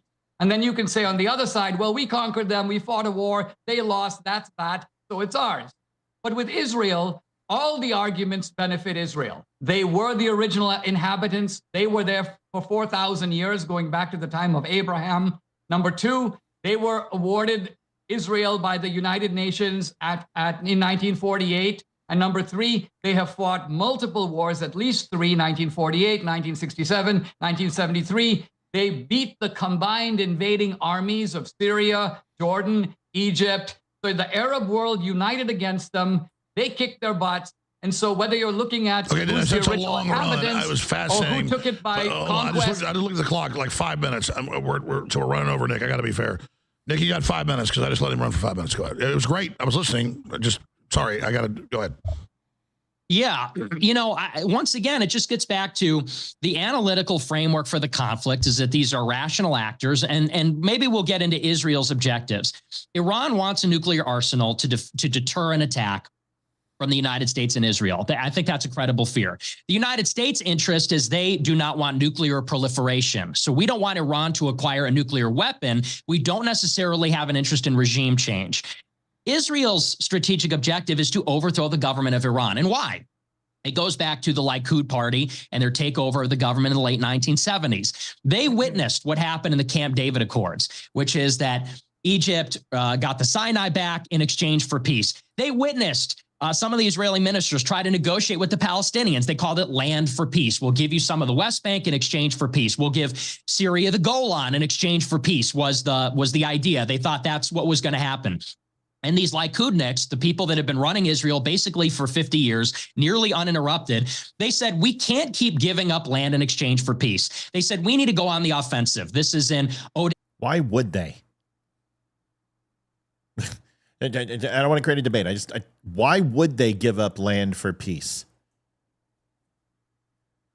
Sinai Peninsula, Golan Heights, these are extremely lucrative and profitable areas for their country, rich in minerals. Why would they give up those areas? And why should they? 96% of the Middle East is owned by Muslims. And Arabs. Why would they? I'm going to let it go, but just chomp on that for a minute, people. Ed Yannon's plan for the 1980s. He was an advisor to Ariel Sharon. This is in the Clean Break Memo in 1996. And in both of these doctrines, and this is consistent throughout 20, 30-year period, they said we need to go on the offensive and we need to basically destroy all the big states that are supporting Palestine, all the big states that might pose a threat to Israel. And that is why they push for regime change against Saddam. That's why they push for destabilization of Syria. And ultimately, they saw Iran as sponsoring Hezbollah and the Shiite groups in southern Lebanon, and then eventually Hamas. And so Israel has an interest in what they call creating statelets. They don't want big, powerful regimes like Nasser's Egypt, like the Assad dynasty in Syria, like Gaddafi in Libya. They want small, manageable fiefdoms where they're going to dismember Libya into like 3 countries, dismember Syria into Druze. Thank you, Gail. $21.10. We appreciate it. Puts it at 358, folks. Love to hit 4. See if we can hit that in the next few minutes. Alawite and Sunni. Dismember Iraq into Shiite, Kurdish, and Sunni. They want to do the same thing to Iran. And that is because, and I agree with you, Israel wants to be safe, but you characterize Israel as small and fledgling and just trying to hold on to their land. They're the only nuclear power, the most sophisticated, most powerful military and intelligence operation in the Middle East, as evidenced by this very one-sided conflict. And what they want to be safe is regional hegemony. In order to be safe from all threats, they want to make it so that there are no threats. That's why the road to Israeli safety and their right to exist runs through regime change, destabilization, and civil war. And so I'm saying, look, that's probably in their best interest, but it's not in ours. And so that's why I agree with Trump. We should pursue diplomacy with Iran and try to get them to give up their nuclear program with limitations and restrictions without regime change, which is unpredictable and has negative effects for us. Israel. That was Nick's best point of the night so far. Whether it lands or not, it was very well articulated, and he brought it all back into one spot. Go ahead, Leroy. I would disagree with you. I would say that yes, he articulated it correctly. That's all I said. And he absolutely brought it around to the point where that's all it started I said. to make sense. That's all I said. Okay, and that's cool. But as to the why, because he made specific mention to the fact that it's not in the American interest to have a regime change in Iran. And as earlier stated, power loves a vacuum. So why wouldn't it be in America's interest? And he hasn't stated that, which tells me that he doesn't know. I did. Right. And you did. We know why. And if you cannot figure out what to do with the IRGC, you will have a military coup in Iran. And they may hold a sector of Iran, but ultimately the IRGC will take over the 9 provinces of Iran. And that is when you will see military leaders break off, and they will base it upon religious distinction. And you will get that tribalism that Nick Fuentes is talking about. I don't think he knows how it gets there, though. You're right. I don't think he understands. He doesn't understand how it gets there. Yeah, there was a line there that he completely missed. He made the points to say that, look, Israel wants some of the other countries in the area also broken up into smaller pieces, but couldn't necessarily say why, and then left out the part completely where, oh yeah, by the way, really Israel wants Iran disassembled because they just attacked them. Right. They just had that part went right over his head. Yeah, yeah. Like, didn't even mention that. Yeah, and then he's like saying that Israel wants hegemony. Listen, Israel isn't this ubiquitous power all throughout the Middle East. You're absolutely fucking wrong. Do you think Israel is somehow runs what Saudi Arabia does, what Qatar does, what UAE does, what Egypt does, what Jordan does? No. The only influence Israel has on all of those countries is their military might. And everyone has to stop and pause and go, how fucking many people are going to die if we do this in this area and the Jews are impacted? And that is a deterrent. And that is why they have nukes and nobody else does. And that's why the United States, because here's the thing, Israel doesn't want 1 nuke. They want 200 nukes. The terrorists want 1 nuke. And the greatest quote in history is, I'm not afraid of the guy who wants 100. I'm afraid of the guy who wants 1. Right. One more point and then I'll shut up. And that was the main point that I saw where Nick's argument completely fell apart, which was his assumption of what Israel's desires are. Because either they want hegemony. Yeah, you got it. Right. Or they just want to live by way of making sure that the next door neighbor who's crazy doesn't park a nuclear bomb in their front yard. It's one of the two, right? And Nick did not make that distinction. He just went and assumed that Israel just wants to rule everything in that area. And that's plainly not true. This is the part of Nick that I told you he would show. And this is him trying to compare. Hold on a second. We can't do a call right now. Mel, 1 second. We can. Just call right back. He's trying to make the comparison to Hitler. I mean, the Nazis believe in hegemony. Right. So that was the Nazi movement of one power, one dominant power of one class of people. I mean, that's a nice way of saying that Israel is the new Nazi regime. That's what he's trying to, capitulate here. And it's bullshit. Dinesh needs to go for the jugular. Mel, call in real quick. Yes. And Mel, I saw your comment that he doesn't understand the Sunni and the Shia. He doesn't understand the Kurds. Nick has no concept of that. That would require him to look through a different lens and try to understand where Israel's coming from. He almost touched it. He's like, that's probably in their best interest. If Israel wanted hegemony and they wanted to install a military might, they have the military. Listen, Israel can take on the entire Middle East. Yeah, they could. Go ahead and advance. Put 300,000 troops in Syria and watch what happens. Israel will nuke that country in the Stone Age. They will kill every single Muslim who shows up to fight them. You want to try to send the Air Force in against the Iron Dome? You want to see the size of they have the Moab people. They don't need to nuke. They'll just drop the fucking Moab on any type of division, any regiment. So any battalion that shows up You think the Sauds are going to rally up against Israel? They're not. What will happen is that you will see open conflict in the Middle East like you've never seen before. We've said it a million times. When the Shiites and Sunnis and Kurds aren't killing each other, they're killing Jews. And the days of the Arabs unifying together against Israel, it's over. So Iran better realize they're in a new world. And either they're going to go the way of the native fucking American or they're going to take a knee. Because that's what happened to the American fucking Indians. They went into being obsolete because they couldn't understand that they were beat.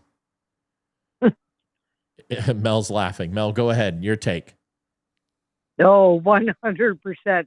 I'm like, it's really weird that all the countries around all of this whole area were dead silent during that whole bombing. So was Russia and China. Nobody said anything. They're like, Iran? Who?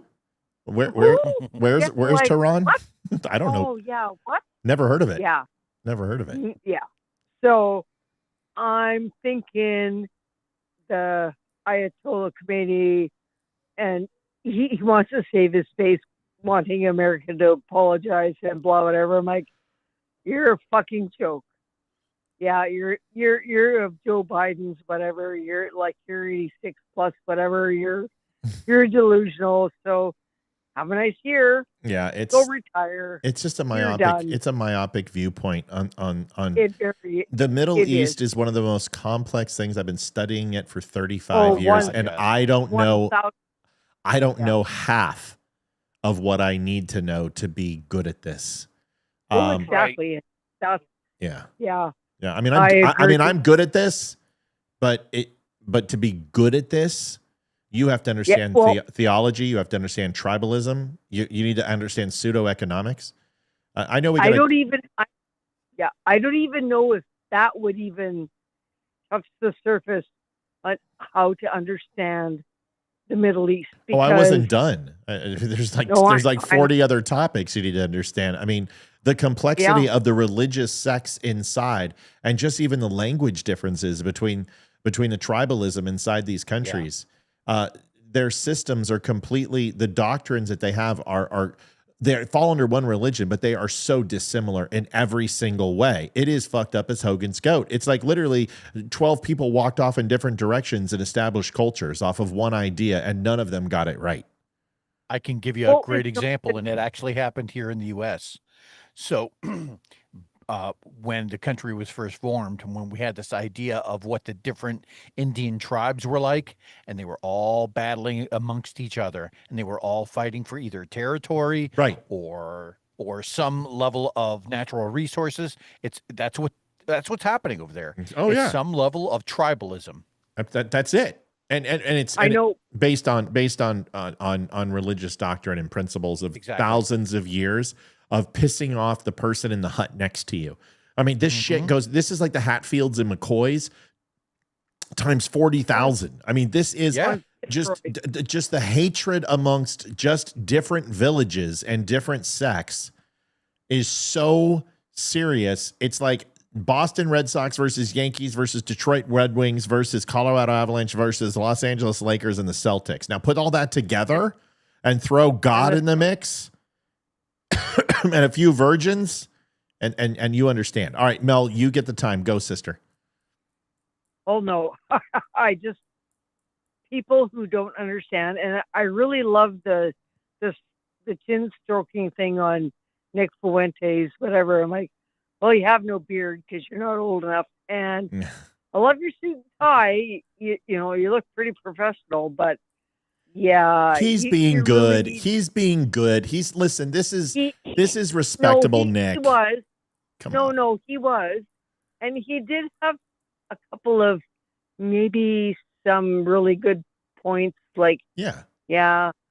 But for the most part, he's still on his fucking anti-Jew. Oh, no, he totally is. Like, he's on his best behavior tonight. I mean, you haven't seen the real Nick Fuentes. Just ask him and say, hey, man, do you think you would ever have sex with a black girl, and watch him fucking his head explode? So exactly. He's doing, listen, Nick will grow up one day, and he'll get first hair on ball. And when he does, I'm excited for it, because I think Nick could be a special day for everyone. Yeah, he could be a very interesting person in 15 years if he finds the love of a woman outside of his mom. That would be huge. Carnal knowledge would make him it would loosen him up tremendously. And if he actually spent some time talking and investing experiences with people in Israel before he judged them, that would be nice, because I guarantee he doesn't know any fucking Iranians either, but somehow he's defending them. And he says, this is America first. Well, you sound like a sympathizer for Iran. You sound just as bad as the people who say Netanyahu should nuke Iran. Those people are off their fucking rocker too. Hey, sum it up so we can get out of here. You got a minute. Go, Mel. No, thank you, Leroy, for sending me your address, and I will send my little gift, and thank you for letting me. We love you, Mel.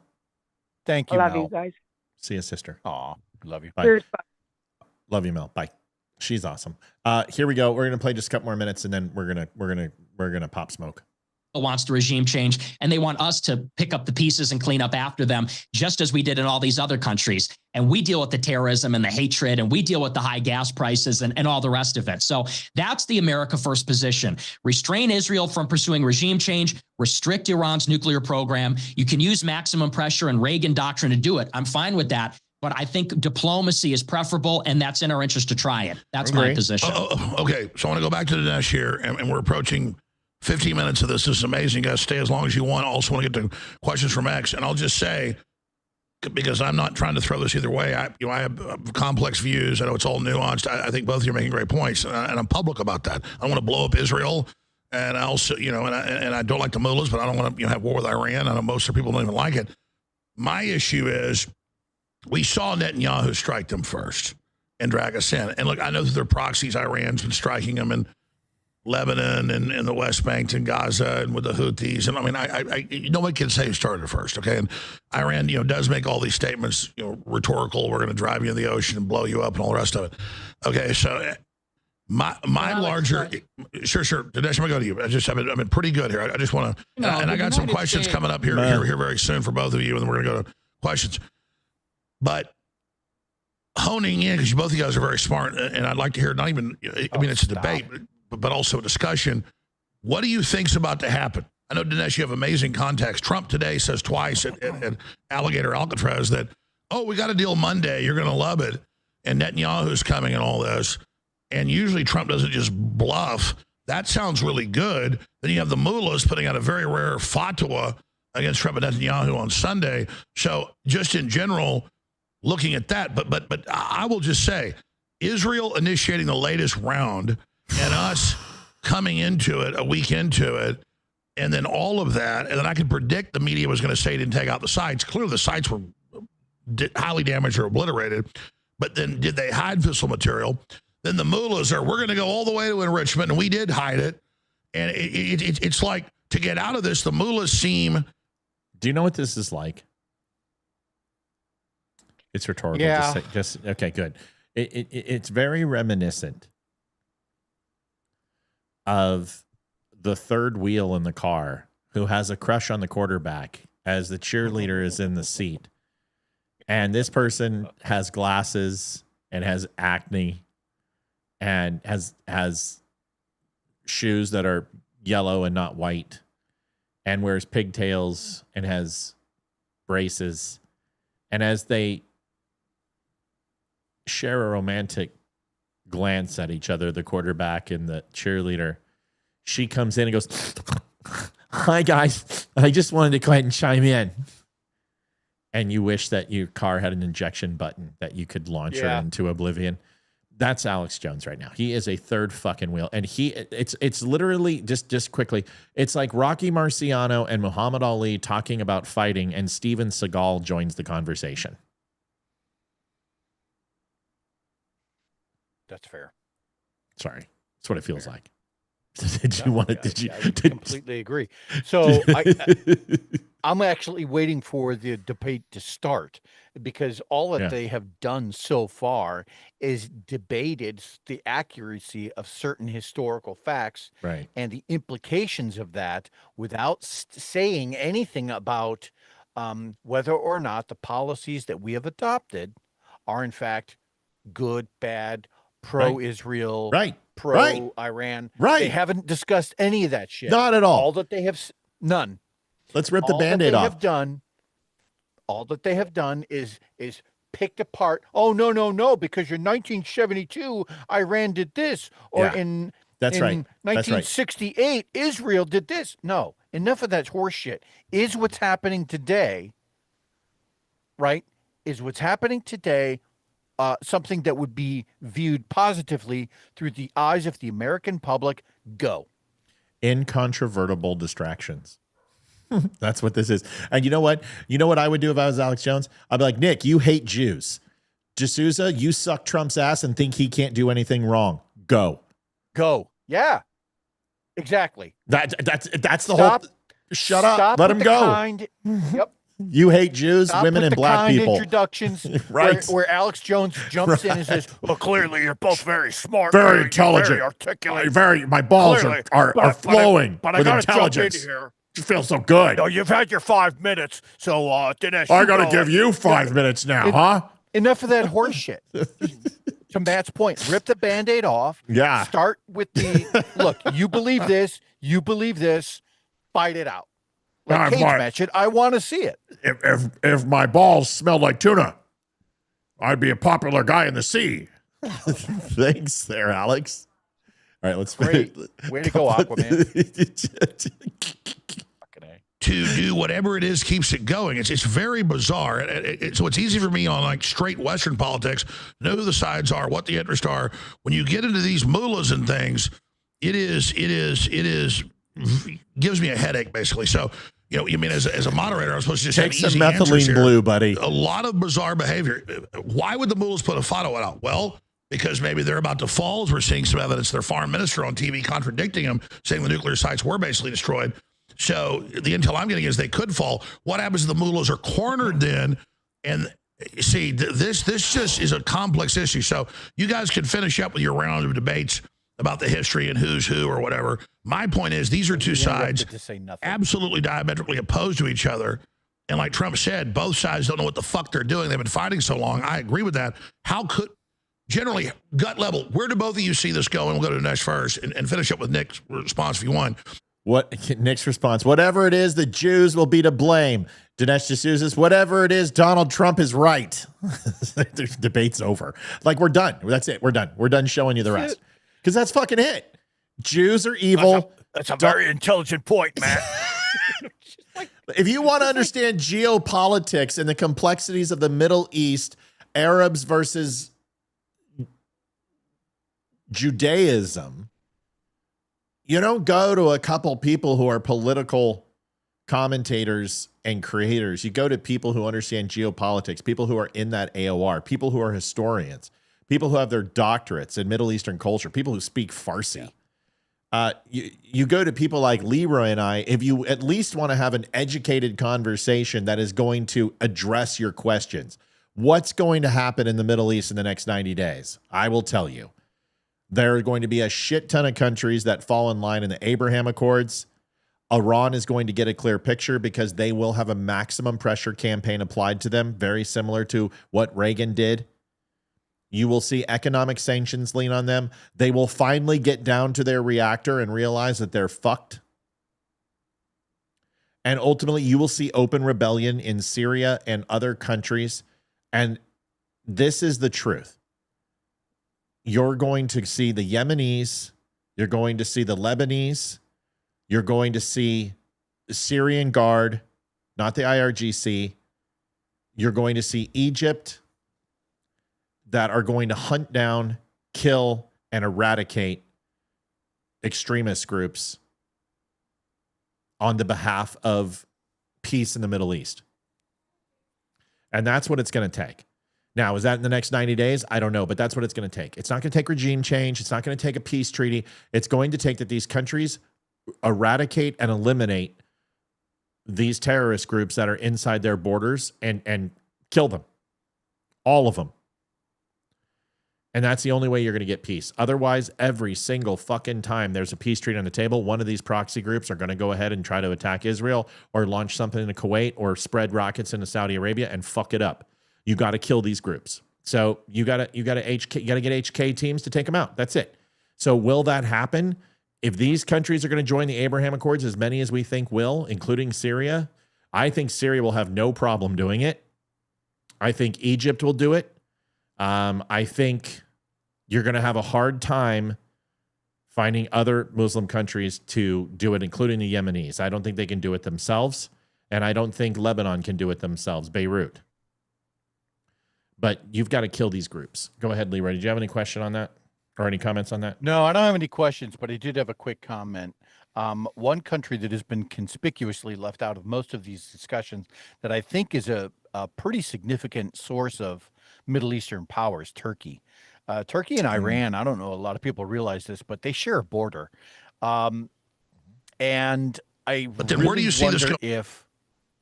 I really wonder if at some point Israel tries to, in some way, shape, or form, align themselves or try to bring Turkey in alignment with them.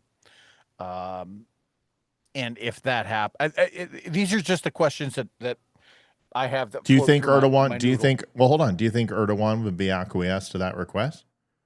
I don't know. So do you think the United States would poison his frickin' wine if he did? I believe they would. I believe they would too. They've been looking for a reason to kill that fucker. Yeah. So I don't know if, do you think Erdogan has, well, hold on. This is a really interesting fucking question. It's a wonderful question. Yeah. Do we think that Erdogan has it within himself to share power? I think if enough pressure was applied, but not naturally. I think if more spotlight was put on that deal, that he might cave, but not in an organic form.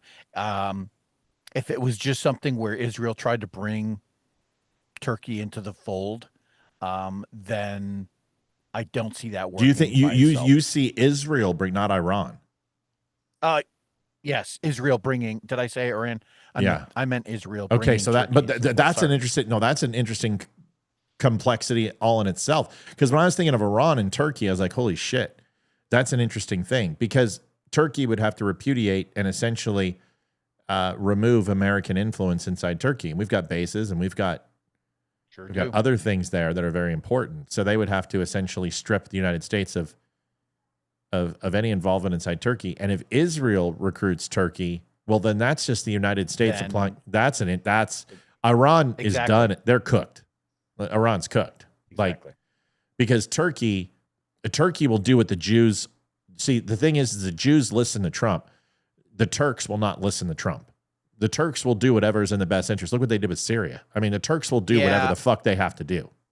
It was back in like 2012 when there was an internal coup that had happened. And right up to that point, I think they were pretty pro-NATO at that point.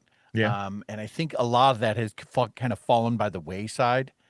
And they have just been kind of left to their own devices for years. Mm-hmm. And Turkey does carry a lot of, people don't know this, but they have a significant military presence. Oh, yeah. Absolutely. So if Israel were to bring them into alignment in some way or find aid, I think that would be pretty significant, again, given the fact that Turkey and Iran do share a border. Yeah, well, that's when Iran turns into Putin. You know? Yes.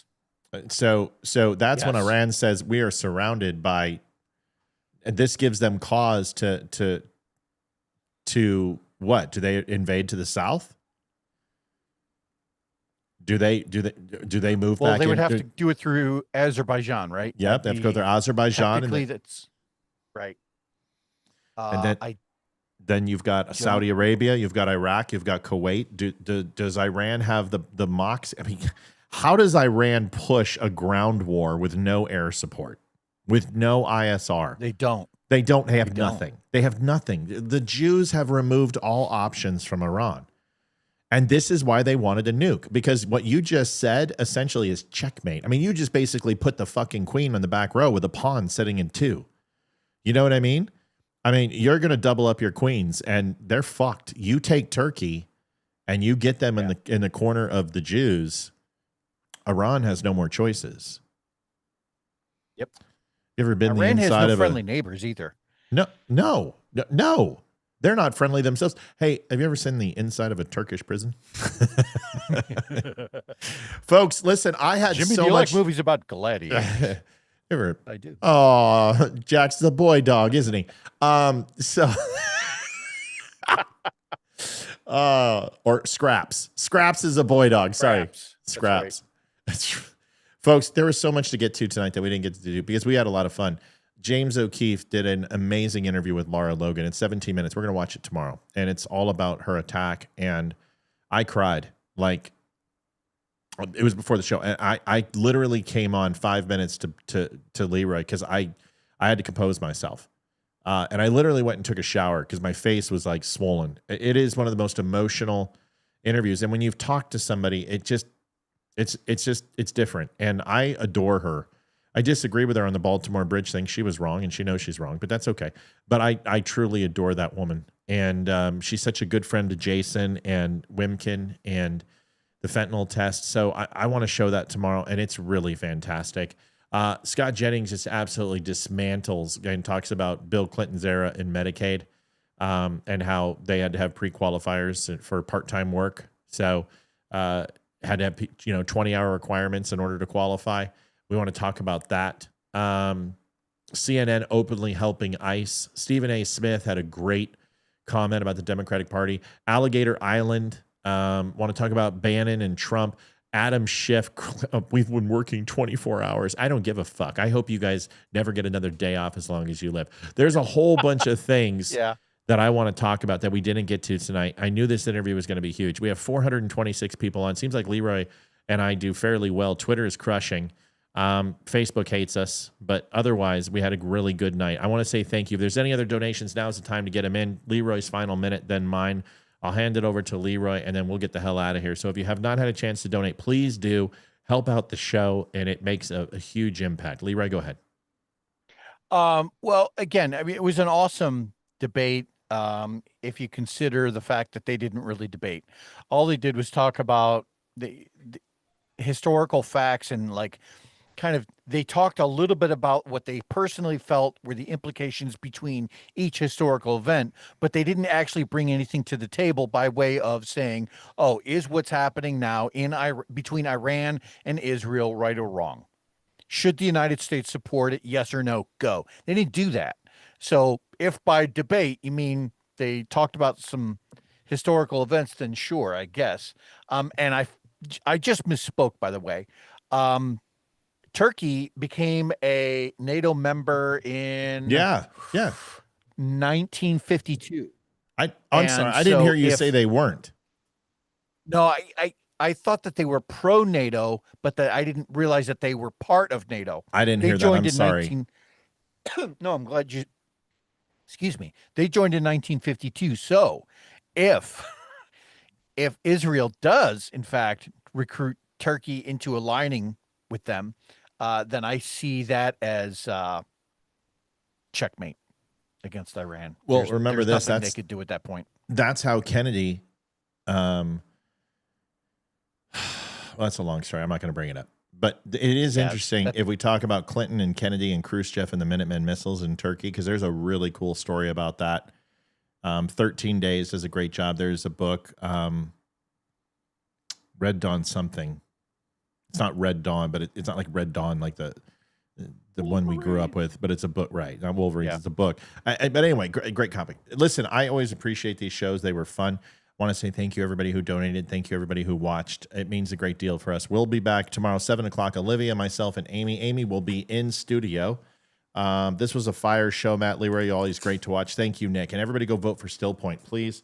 Very, very important to do so. They are ranked number 2 right now, and we can keep them in it. Here is the link going to Top Hitmaker. They are Still Point's the band of the Don't Unfriend Me show. They do all of our music, and we need them to go global. And the best way to do that is to go and vote and make sure they win this thing. Folks, I'm going to go. It's been a good night. We'll see you tomorrow. Leroy, thanks, brother. I appreciate you and love you, man. I'll see you on Thursday, buddy. Yeah, buddy. We'll see you guys in a little bit.